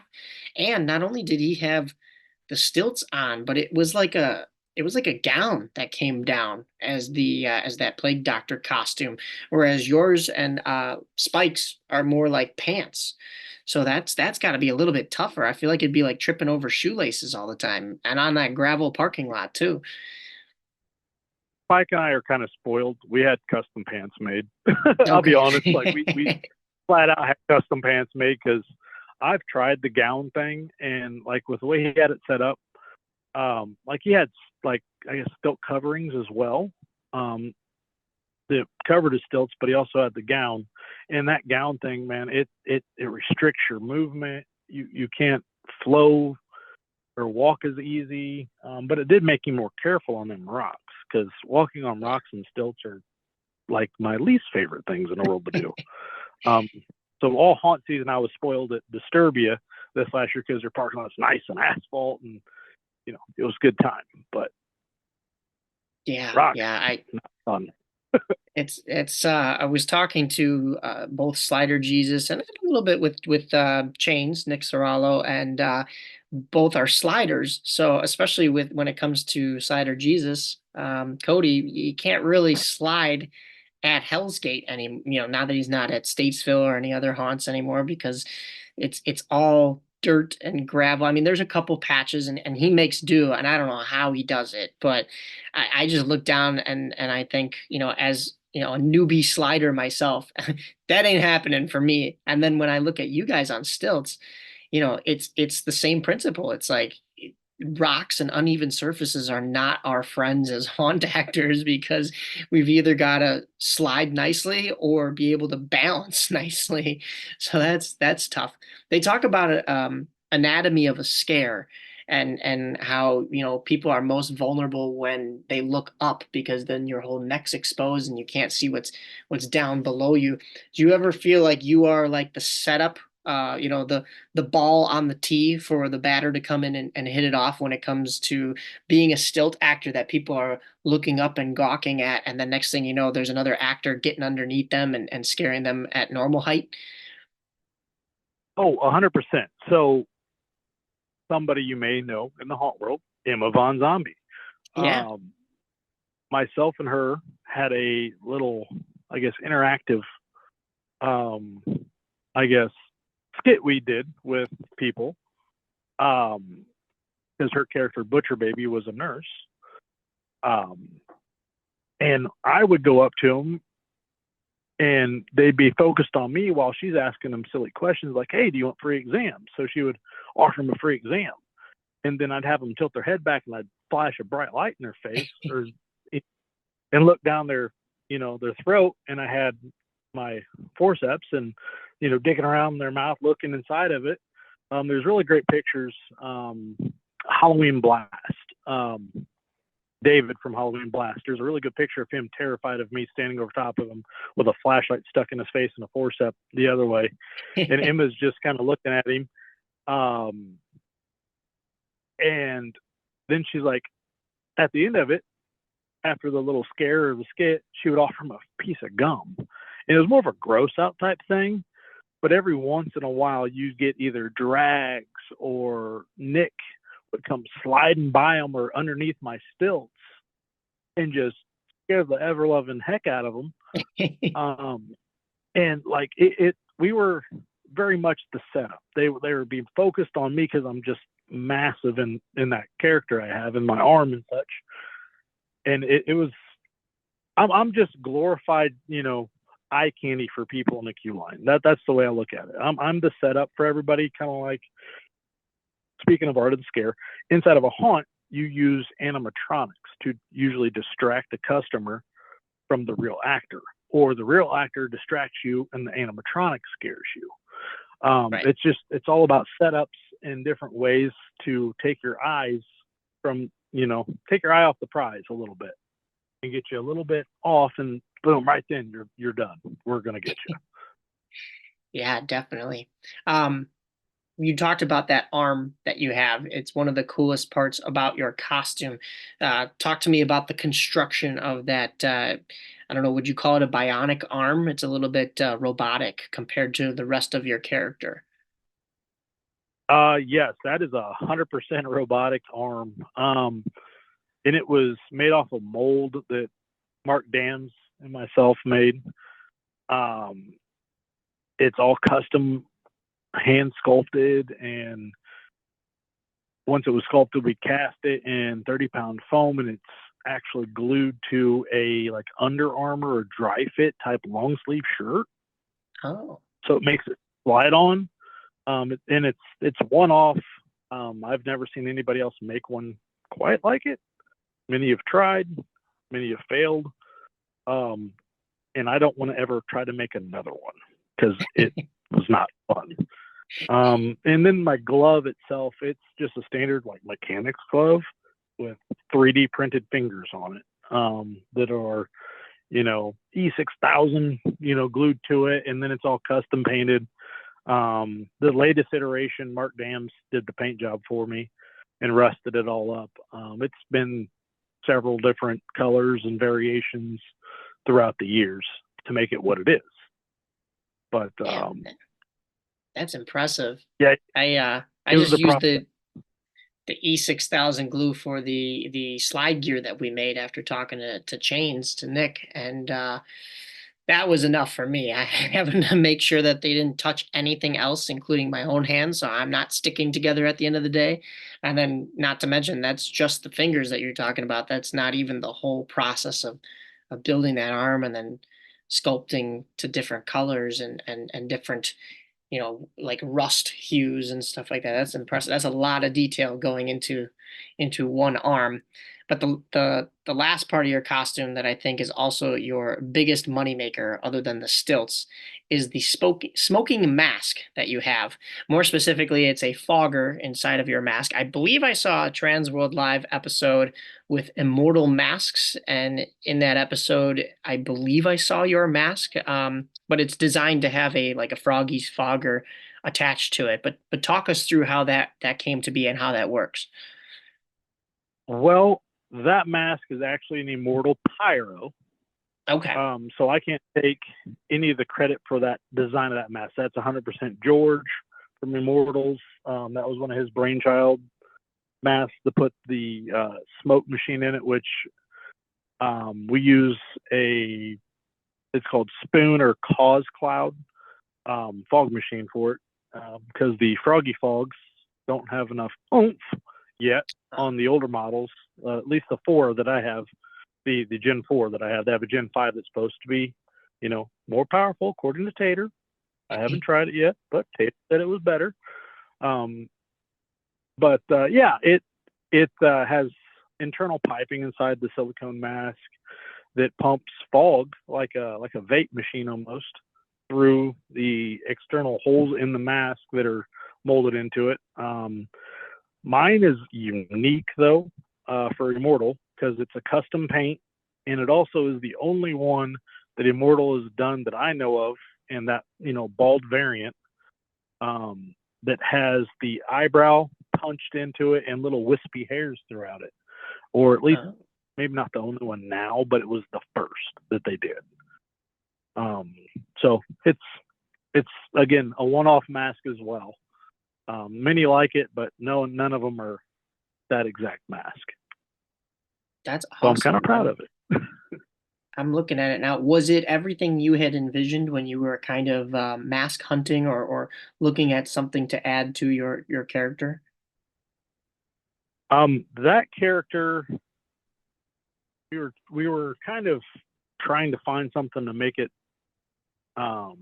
what it is now, because it was one of the original icon characters for Baldwin Asylum.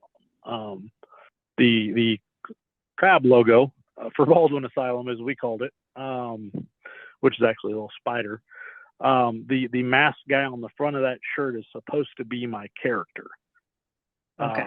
And we were trying to replicate that. So earlier iterations of that immortal mask, or immortal maskless, I should say, of my character had a respirator style mask as well. And then it evolved into what it is now with the immortal mask. It had a respirator still and a headpiece that went on it. Since then, that is all kind of went to the wayside to where I just have the immortal mask as the center focus piece, because I figure it kind of speaks for its own. Yeah, it most definitely does. And it's fitting that it's Baldwin Asylum, and then the character itself is, other than those little wispies, he's bald. He got half of his face burnt off too. So, and kind of the ironic part of that, Baldwin is actually Mark's grandmother's maiden name. Oh, wow. Okay. Because Come full his circle. last name is Dams, and he figured it wouldn't be very proper to have an asylum called Dams Asylum. Okay. Yeah, I get. So yeah. It didn't. People would kind of look at it and go, "Where are you guys going?" "Oh, we're going to Dams Asylum." and it sounded very improper. So he used his grandmother's maiden name, Baldwin, and it kind of stuck. No, it is So, a very good name. It seems like it would be a real location, like a real asylum or mental health ward kind of thing back in the day. So yeah, That's exactly kind of the old name. Yep, 100%. So I lied. There is one more part of your costume that I think is pretty cool. Where did you get the forceps? Are you just buying them off Amazon? And also, how frustrating can they be when they're just hanging from your back there in the line? The forceps are actually from Harbor Freight, believe it or not. Okay. They're I found that to be the cheapest that I could find them.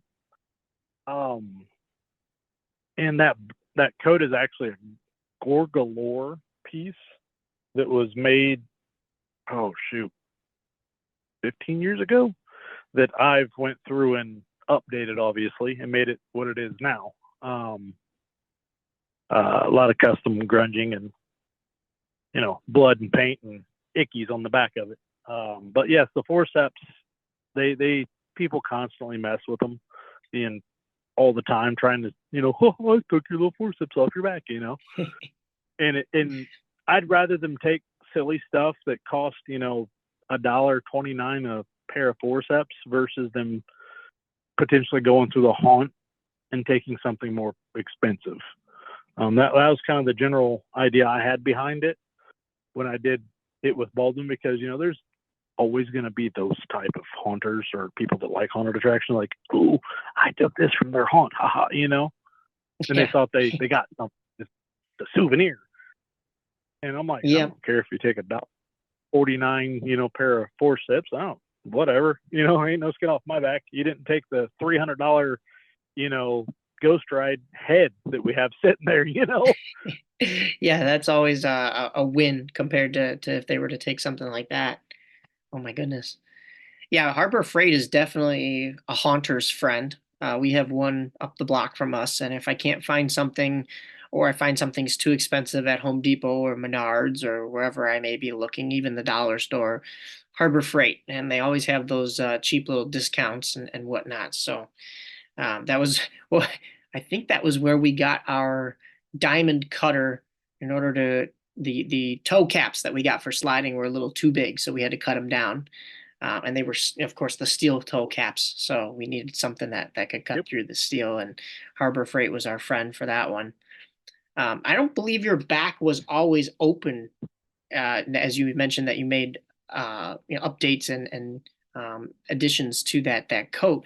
Were the forceps always on your back, opening up the back, or is that something more recent? I actually was the one who added the forceps to open the back. The Okay. spine's always been there, but the excessive gore and blood that I've put on it is kind of a little bit of a trade secret, I should say. Another very reputable person in the haunt industry uses the same technique for his props, Anthony Glenn. Okay. So it's kind of I hate saying it, but it's kind of a gate kept secret for, professional haunts. And it's everybody has their own recipe for making blood. And the best, I guess, comparable product on the market right now is perma blood. But I'll just say this isn't perma blood that we use. Okay.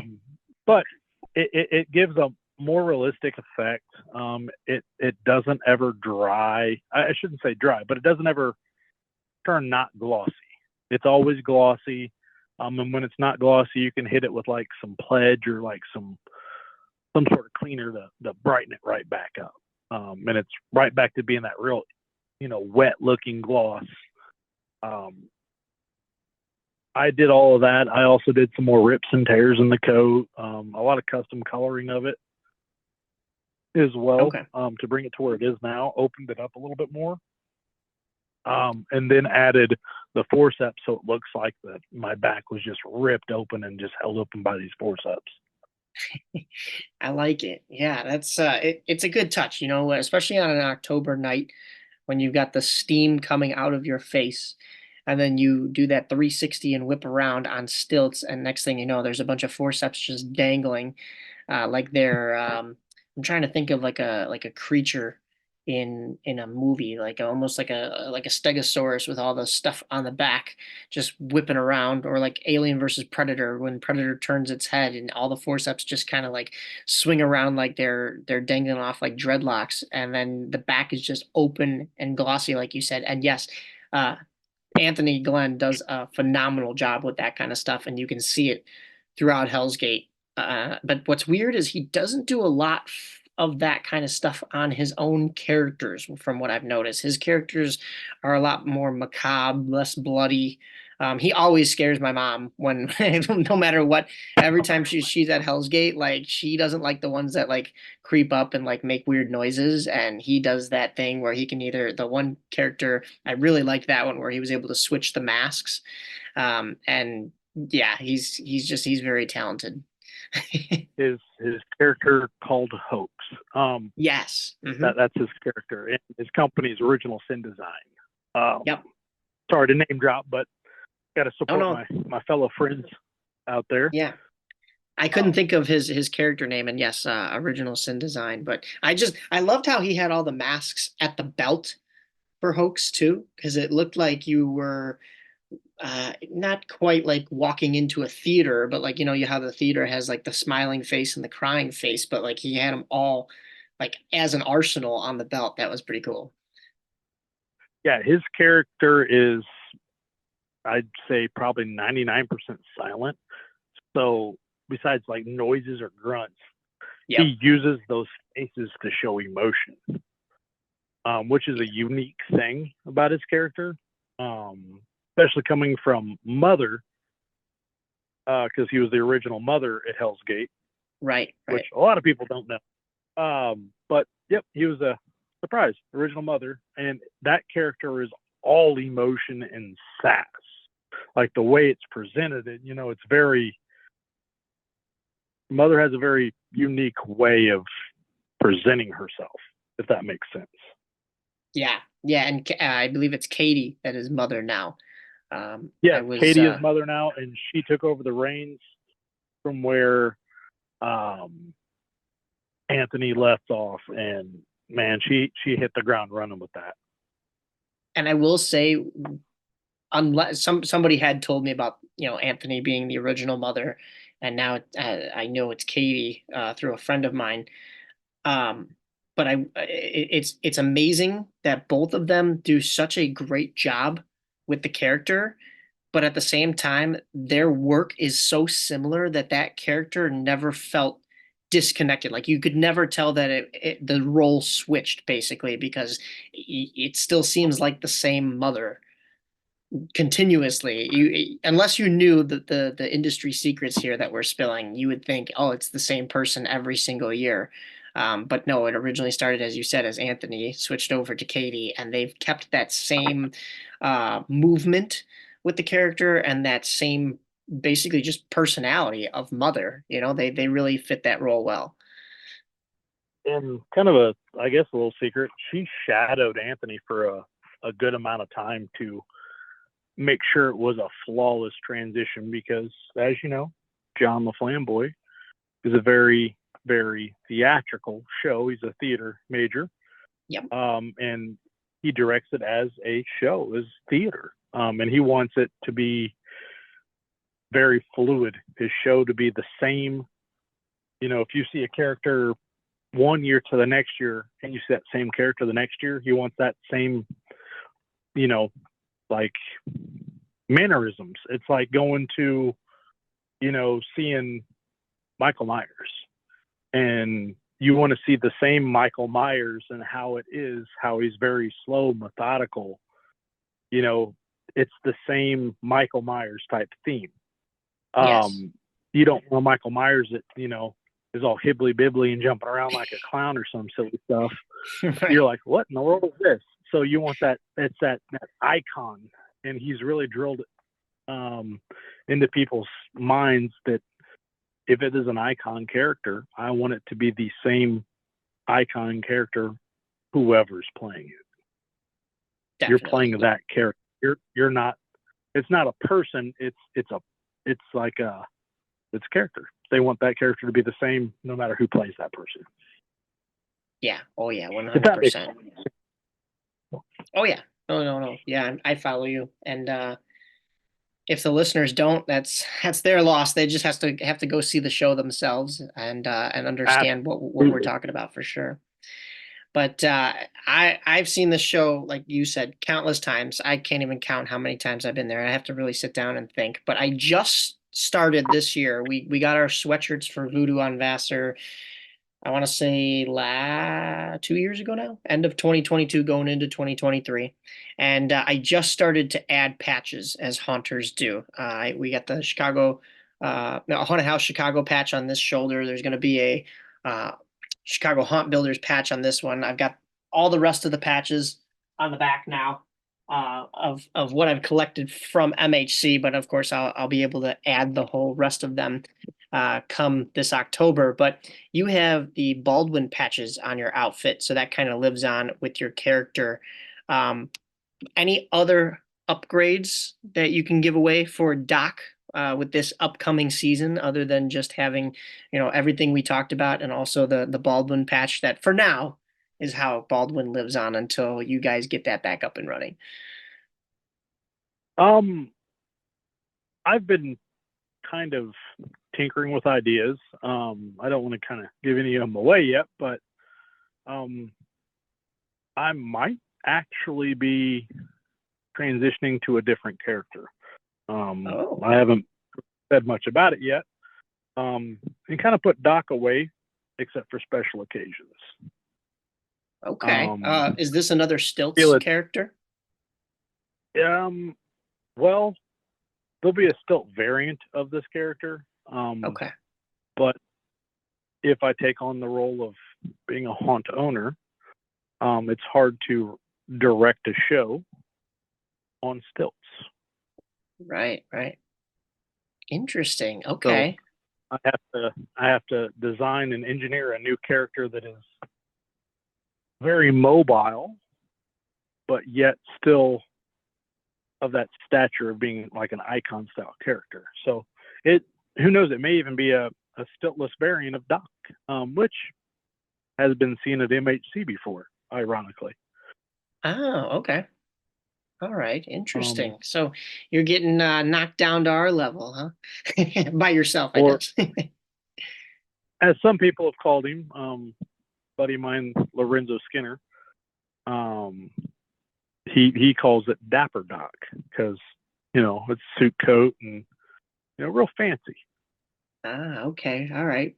So those that follow you on Facebook will kind of get the picture to an extent, because I believe your profile picture is Dapper Doc. Absolutely. Yes, it is. It is a variant of Dapper Doc. I mean, I've got many sports boots as a dapper man should. All right. I like it. Well, we mentioned, of course, Facebook, but is that your sole social media? Where else can fans find you and connect with you if they need to get in touch with Doc? I've got Instagram, Doc_Baldwin13. That's my Instagram. And like I said, just my actual name, Kyle Miller, on Facebook is really the two major ones I use. Perfect. And you kind of mentioned this briefly in the beginning about you being a free agent. But do you know where fans can find you at haunts within 2024? And what do you have coming up in your haunt life other than, of course, character modifications? I'll be around. Massacre, some of their shows, possibly. Possibly Midnight Terror. A good friend of mine, Andrew Montigello, runs Midnight Terror. I actually forgot I guest acted there for their Christmas event. Oh yeah. And possibly even Evil Intentions. All right. So Chicagoland based, basically. Still, we'll just have to kind of wait and see what, is in the cards. Well, that would be very exciting because we know Andy. We had him on the podcast before I really knew my history about Dream Reapers, and I feel like I didn't do him justice. So we may have to have him back on in the future. Of course, Massacre always does a nice job, especially when you're in the line.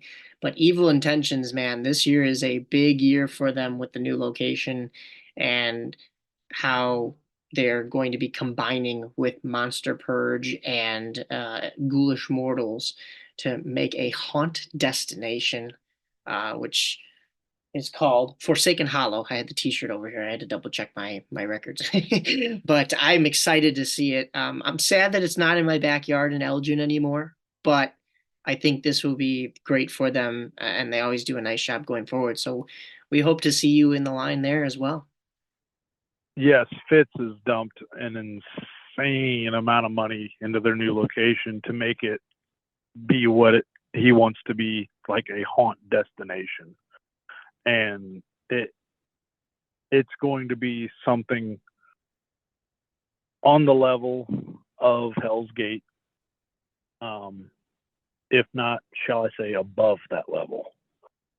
Yeah, I mean, I don't get me wrong. Hell's Gate, I think, is the obviously largest scale production wise, like we mentioned earlier, theater wise, and I think they are my personal favorite, as it should be. I think everybody's, because of how much they pump into the story and making you feel like you're actually there. And all these other places, they do great shows as well, don't get me wrong, but that was the tip top. And then I looked at what Evil Intentions and Forsaken Hollow have planned at MHC, and my jaw dropped.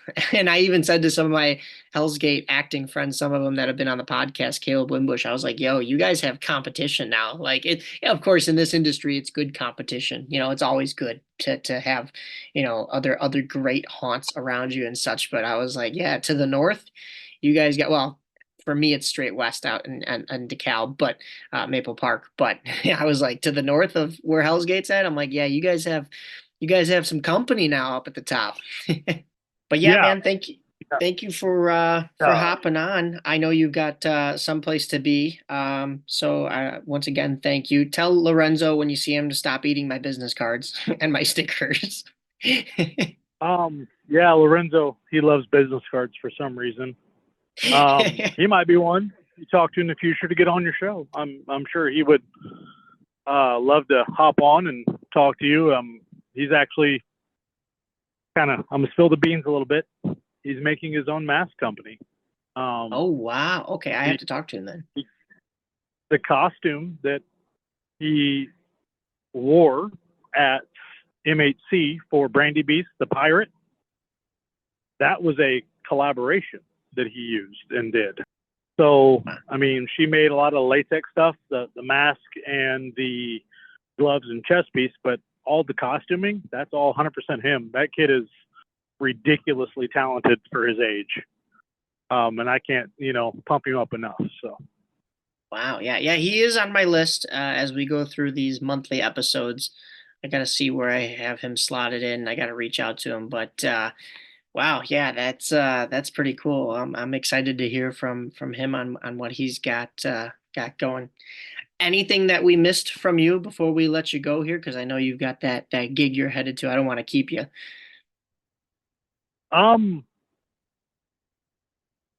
I mean, stay tuned. If you want to know more, you got my socials on here. And stay tuned. I'm always out doing something, trying to advance what I got. That's awesome. I've been around the Chicago haunt scene for many years, man. So I'll still be around when, others aren't. That's awesome. Well, we look forward to it. We look forward to the new costume and Baldwin Asylum, hopefully, knock on wood, coming back. But in the meantime, seeing you wherever. Kyle, thanks again, man, for hopping on. Yep, it was a pleasure, man.